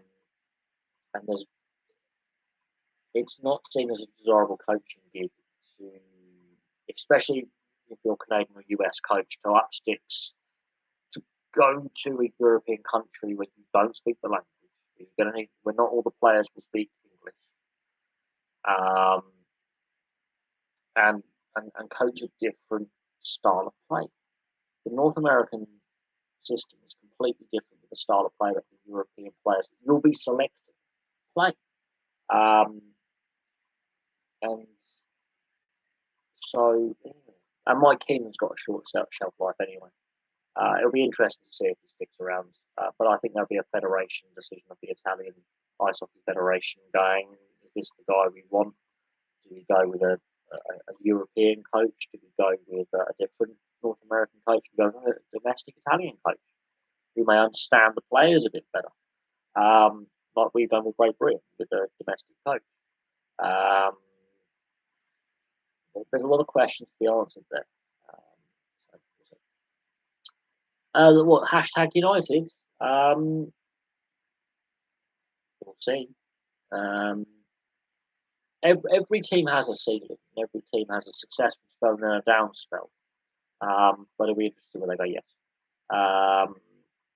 If they can compete in the Eastern Premier Division, that's great. If they can't, then they've reached their ceiling as things stand. But we'll see. The new EFL TV deal will run from 2024, 2025 to 2028, 2029.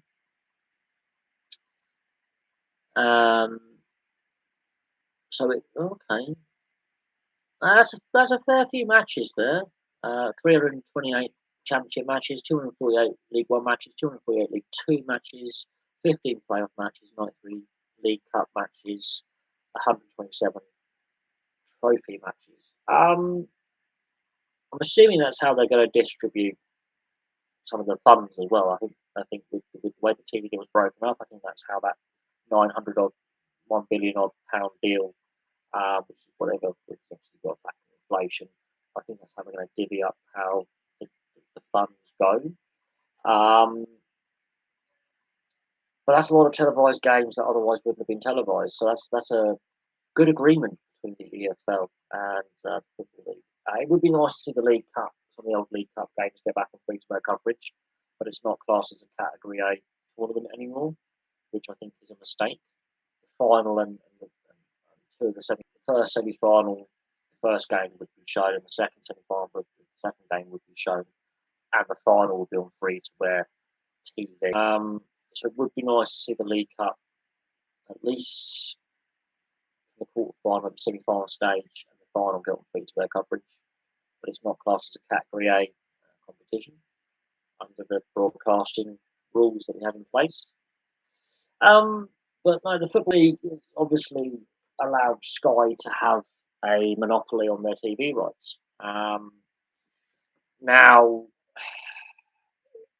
what Ofcom will say is that there's enough free-to-air coverage with the FA Cup and internationals and free-to-air TV. But it is interesting how that deal breaks down and how many games are broadcast, how many televised games they're going to be. But it doesn't start until next year. So with the current TV deal in place, we've got one more year of the current TV deal, and then obviously next year it kicks in. But it'll be interesting to see how the revenue is distributed. Very interesting to see how that all gets distributed. But it seems a pretty fair breakdown of things, and that means League One and League Two are getting a fair bit of coverage on Sky, so that's a positive. It would also be interesting to see how the Football League has sold its overseas rights as well, and how much the overseas rights are worth. That will be very, very interesting. Last Thursday, Ashley Williams, potential director of YouTube side Stretford Paddock FC. Yeah, look, I mean, we're seeing groups of friends come together and set up football clubs, which is how football clubs and sports teams have always been set up.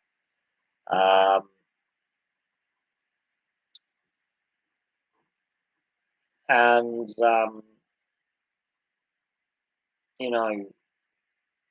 we've seen clubs go out of business, new clubs get formed, Phoenix clubs, liquidations, reformations, bankruptcies.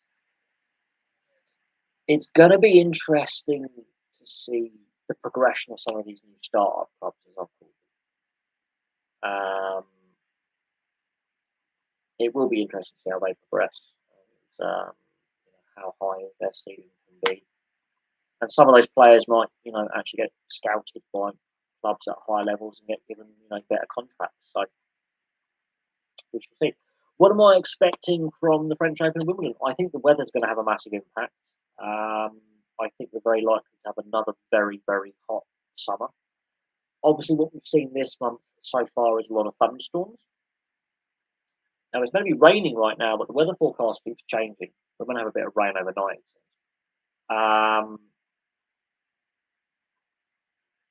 And I think the weather's going to have a massive impact on both the French Open at Roland Garros and at Wimbledon. I'm expecting some upsets. Djokovic is going to be favourite for Wimbledon, but the French Open, I think Nadal's looking human, basically. Again, I'm looking at the weather forecast, and yeah, I've got next week off, so I'm on a week holiday from my normal day job. So there'll be a lot of YouTube content being done. But there's still a 1 in 4 chance of rain on Wednesday and Friday, for example. And the humidity is something that I'm going to quickly check. Here we go. The humidity is still 50 odd percent. It felt more humid earlier. So when I was watching the Women's FA Cup final, half time, yes, I'm a dirty smoker. Half time comes, it's 0-0. I go outside for a sip. I was sweating. And it was only 20 degrees. And I'm not wearing this hoodie and trackies. They're very thin. They're not like big fluffy hoodies. And it's been very humid lately. And I felt the humidity. Now, my weather app is saying it's 51% humidity. I think that's on the low side. I think they're underestimating the humidity. I think it's more humid than that. And I think the rain we're going to have where I live in the southeast later on, I think there's going to be some thunderstorms. It's been that kind of day where it's meant, initially it was going to start raining at 4 o'clock until 7. So I was expecting rain to possibly impact the Women's FA Cup, but that didn't take place. I think that's where Man United got their game management from. Yeah, well, obviously in more rural locations or hilly locations, in valleys or near large bodies of water like lakes, you do get microclimates. I technically I'm in the Thames Valley, so sometimes we can have really hot temperatures, um, or we can have thunderstorms when, let's say, Hampshire, they don't. The Thames Valley funnels weather in with the way the Thames is shaped, and so you can have thunderstorms like randomly pop up, random cloud, bolt of lightning, 5 minutes of heavy rain, and then 10 miles down the road there's nothing. And the same in winter when it snows. The Thames Valley really is like a microclimate in itself. But I was expecting to have about 3 4 hours of rain this afternoon. The weather's moving in a lot slower, and because it's been warm and sunny and the humidity's rising, I think we might have some thunderstorms tonight over early hours in the morning. So I don't mind the heat, I mind the humidity. I felt the humidity was a bit oppressive today. Um, they're saying 50 51%. I think that's on the low side. Although this week and last week working in it, um, it, it was cooler, but the humidity made it feel warmer than it was. And yeah, so this summer I'm expecting the temperatures to be like last summer and 2020 and 2021. We've had some very hot summer days. We've had records tumble over the last 3 years. I can see the weather having an impact again um, on the tennis as well as the cricket, as well as the rugby league, the Challenge Cup, the Super League, um, the touring cars, the F1. I can see the European sport in summer being in the Tour de France. Obviously, the Giro is taking place right now, the Vuelta at the end of summer. I can see the weather having a massive bearing on the major sports events we're going to see this summer across Europe. And even the US to a certain extent, I can see that having an impact. I think we're going to have a very similar summer to last year. I think we're going to have some more heat waves, high temperatures. But I think we actually might have more thunderstorms this summer. I think it won't be drought conditions. I think we're going to have hot spells punctuated by really heavy, powerful thunderstorms. This time last year, we didn't have thunderstorms. That was very noticeable. The thunderstorms came at the end of summer. We've already had several thunderstorms where I live quite early in May and end of April, which we didn't have last year. So I can see the weather being a little bit more unpredictable, but very, very hot, very, very humid. Much like 2018 and 2014, those World Cup years, we had some epic thunderstorms in the summer, and it was bloody hot. So yes, I can see the weather having an impact. That's what I'm going to take out of that. My thoughts on the Tonga England series. I'm a bit surprised that Australia haven't decided to have a 3-game series. After the 2017 World Cup in 2018, we had the New Zealand series, which we won. We won the first 2 games comfortably. The third game was when we're going to rotate. I'm looking forward to it. I mean, what happened with the Great Britain Lions getting battered in 2019, and with I think the underperformance of England in that semi-final against Samoa, with how they started the tournament, I'm looking forward to it. I really am. It's going to be interesting. It's definitely it shows how far Tonga have come and how England or Great Britain have plateaued. And we have to question again Super League player development. We know some of the best English, there's great young English players, British players, or eligible players playing in the NRL. NRL clubs have definitely scouted some young English talent who played at the World Cup. So there is that possibility that the Tongans will definitely have a strong side laced with NRL talent, definitely. But the NRL scouts will be looking at potential players they can learn from the Super League, with the potential of an 18th team coming in the next year or so, at least at the earliest. And with the Dolphins, their struggles to recruit superstar players, there are going to be NRL scouts looking at that 3-game series and maybe approaching a player agent, a club approaching a player agent saying that we're interested in teams that are struggling for halves depth, fullback depth. Wellesby, he gets into any NRL side. Even if he's the second string halfback or fullback, he's still part of the elite 30-man squad. And he would fit into a lot of NRL teams that are struggling for a halfback option. And clubs like Canberra and clubs like the Illawarra Dragons, the Dolphins, there are some injuries and some depth issues, even when they're playing very well. The Bulldogs. There are some teams who could use a Jack Wellesby, for example. We know about Dom Young leaving Newcastle going to the Roosters. So yeah, I think some of these English players could put themselves in the shop window for the NRL and attract that attention. Because it happened with the Burgess brothers, with Sam Burgess, in a test match against Great Britain against, I think it was New Zealand, and I forget who he drilled. He was only a teenager at the time.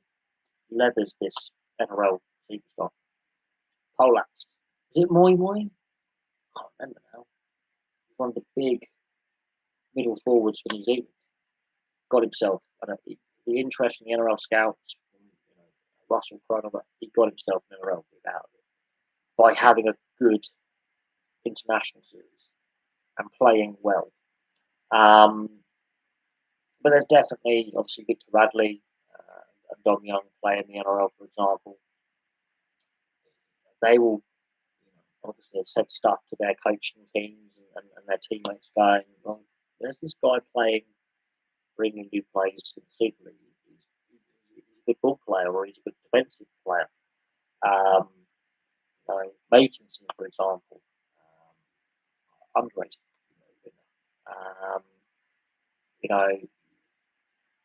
You've got Herbie Farnsworth now, has come of age and he's a superstar. But when they go into England camp, they will, when they go back to their clubs, they will say, look, their coach, check out this guy. And their coaches will be seeing how they're performing. Their club coaches will see how they're performing whilst also scouting. So I'm looking forward to it. It would have been nice seeing him in Australia series. I think that would have really done wonders. But Tonga, I think, in my opinion, yeah, definitely. Sacramento Republic, top of their Western Conference so far, played 9-1, 6-4-3, lost 9, very impressive. Yep. Again, the growth of the sport in the US is fantastic, which is why they've got the 2026 co-hosting rights for the World Cup. Don't play golf in a thunderstorm. Don't play golf full stop because I'd rather watch paint dry. I used to be a massive fan of golf, but now we're seeing what was happening with the World Tours versus LIV Golf. It's a power struggle, and the optics don't look good. It is a power struggle. Golf is a sport that needs to have just a single governing body, instead of DP Tour, which is the European PGA, and then the PGA, and now LIV. It needs to have a single governing body, and all the majors and the other tournaments need to come under a single governing global golf body. I think that's going to be the final outcome of this battle between LIV, PGA, and DP. Um, yeah, I think again golf has unfortunately with the TV deals that the DP Tour now, as it's known, formerly the European PGA, the PGA in the US, and now LIV have all signed these TV deals. They're behind the paywall. They make it less accessible. Um, and it's already seen as a very stereotypical, not top sport, but upper middle class. It's not a sport for working class. Um, it's seen as a bit of a snobby sport, with some of the golf course rules and club rules and stuff. It's seen as a sport with a snobbish element to it and a class element to it, and it's not seen as a sport that's accessible for people from lesser backgrounds or lesser means, which is, in my opinion, um, not not great. Really, it doesn't. The image it's portraying is not great. It's an image that is basically portraying greed and entitlement, regardless of the governance power struggle between LIV, PGA, and DP. Um, it's not a sport that's got a great image right now. What is the most? I mean, for me, baseball. I know I shouldn't say that because I'm a massive fan of cricket, but what happened? And I play cricket, but baseball and American football. I'm finding that slowly more and more dull as time goes on. Um, Baseball and American football. Um, I mean, I used to watch the bowls. Yes, bowls. I used to watch bowls. And my family were like, "What the hell are you doing?" It's like, well, I find it relaxing um, watching bowls. Actually, I do. I find it relaxing. But no, America, because when you've got things like curling and bowls and some of those individual sports, they can also be team sports as well. Um, there is a bit of tactics to it, but it's not stop start. As in each phase played, it's still constant plays. Okay, it's this person's turn. Now it's my turn. So the phase of play is a for each end, basically. Whereas American football, each down, there can be like 30 seconds. They might have a timeout. There could be an injury. There could be a penalty. But they stop each time there's a tackle. There could be an injury. There could be a penalty. But they stop each time there's a tackle. And that's frustrating. Um, Whereas other sports will action. Now, basketball, I don't enjoy watching. Not because it's not fast paced or entertaining or they're not great athletes. It's too high scoring. You can have stupid score lines. Basketball for me, not a sport I can get into. I appreciate the athleticism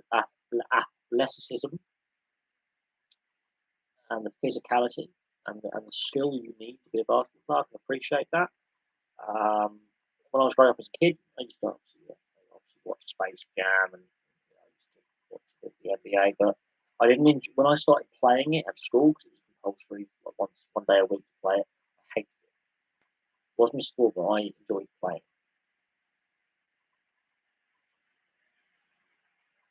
And once I didn't enjoy playing it, I didn't enjoy watching it.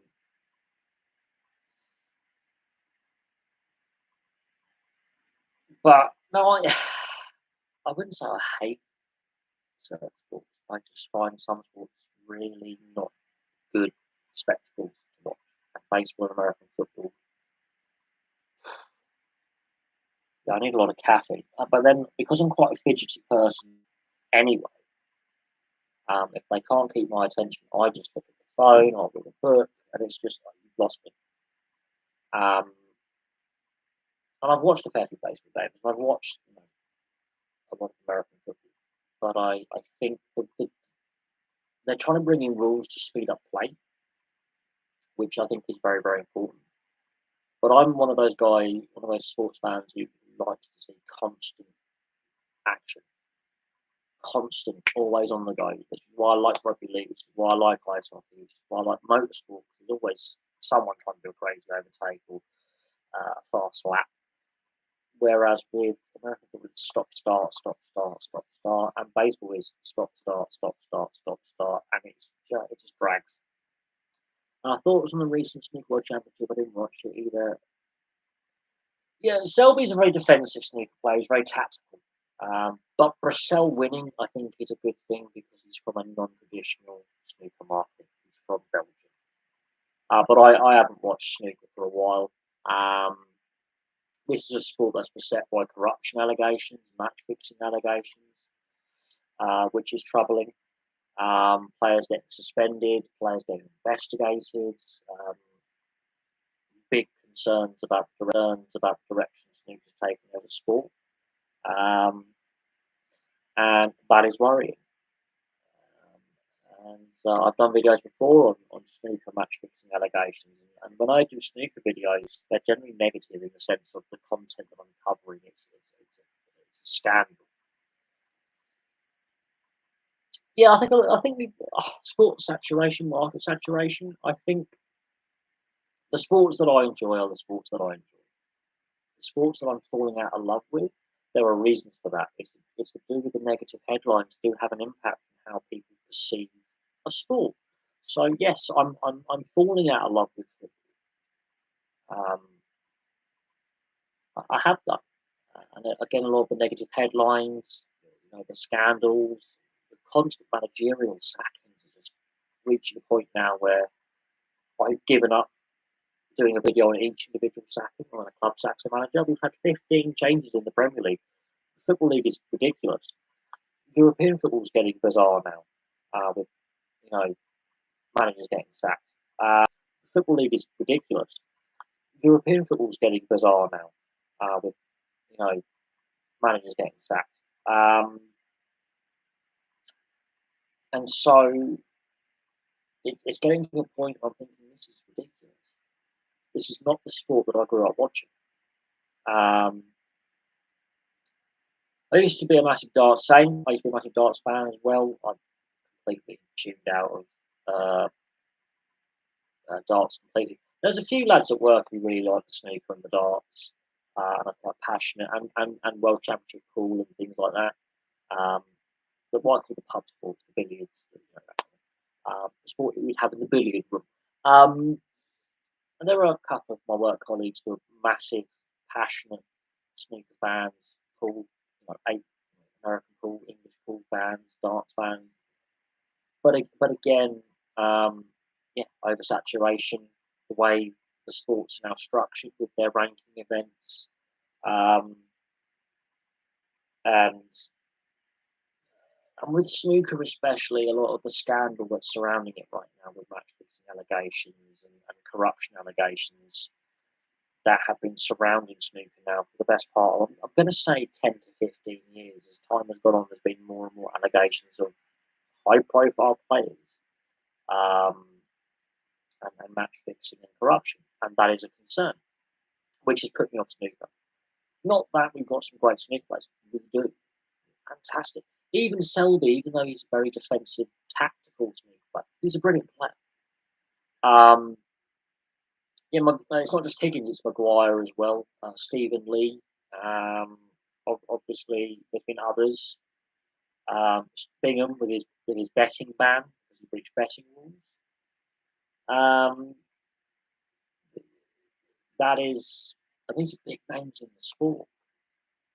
That is quite troubling, in my opinion. And then John Higgins, I mean,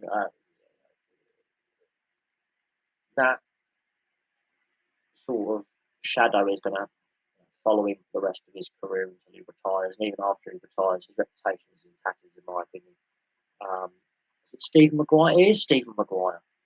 Again, he's been under the spotlight as well. There's this whole host of all these Chinese players. Some of them actually won major events. Um, what they must be good. Well, some of these snooker players are exceptionally.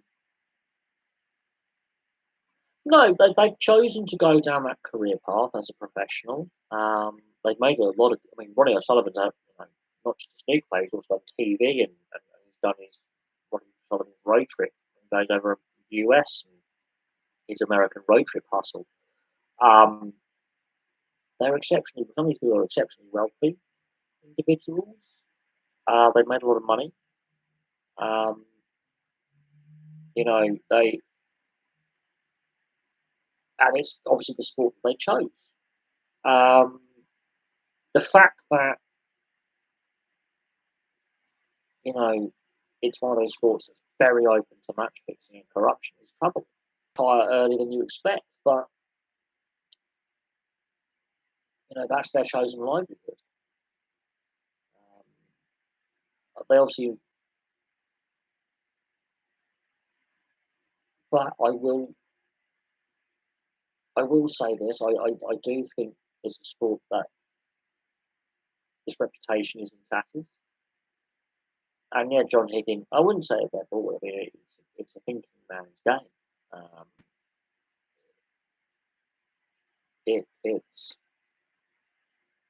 it's a sport that does require mental strength. Um, yeah, I'm not. Well, the Hearns don't actually now run snooker. They still got shares in snooker, but no, the Hearns not big fans of them. This is another reason why I've gone off boxing completely, because again, that lingering cloud of corruption and dodginess and bad dodgy deals, and now we know that there's clearly doping in boxing as well. Um, and it's not just the odd fighter; it's quite endemic. We know about this. Um, and it's not just the homes. There's a lot of promoters who've really not helped both boxing and UFC as well, or MMA. I actually don't mind the Bellator promotion, but to me, there's there are a lot of issues with the combat sports, and it's not safety. Safety is doing it, but there is that lingering suspicion of corruption, money laundering involved with it, fixed fights, and also performance enhancing drug misuse. Um, this isn't just Ben Jr. failing a drugs test. There are other boxers as well who've come back with positive test results or suspicious test results when they're tested. Um, it has become a massive circus, massive circus, um, and when the Eubank Ben fight was called off because of the failed drugs test. Yeah, the Hearn Eddie Hearn didn't cover himself in blood. He was out that building so quick, and it was at the press day as well. Um, like hours, day I think day before the fight. A lot of fans were pissed off. People have already placed bets on the fight who've lost money. Um, Bookmakers have lost money. The legitimate betting companies have lost money because they've had to refund customers. Um, and Eddie Hearn looked like a prat, which made me feel warm and fuzzy inside, but it's also a dark day for not only British boxing, but boxing as a sport in general, because a high profile fighter has failed in competition drugs tests, doping control. So make of that what you will. But no, boxing has become an absolute circus. Um, it's losing credibility as a sport. And a lot of the boxers don't cover themselves in glory outside the ring either. A lot of the promoters don't cover themselves in glory. And then you've got the links an uncomfortable feeling, very uncomfortable feeling. Um, there we go. Anyway, I'm going to leave that there. Thank you very much, obviously, for all the questions this evening. It's been fun. I appreciate it. I'm going to leave that there. Thank you very much for watching, and I'll have some more content, obviously, for you all very, very soon.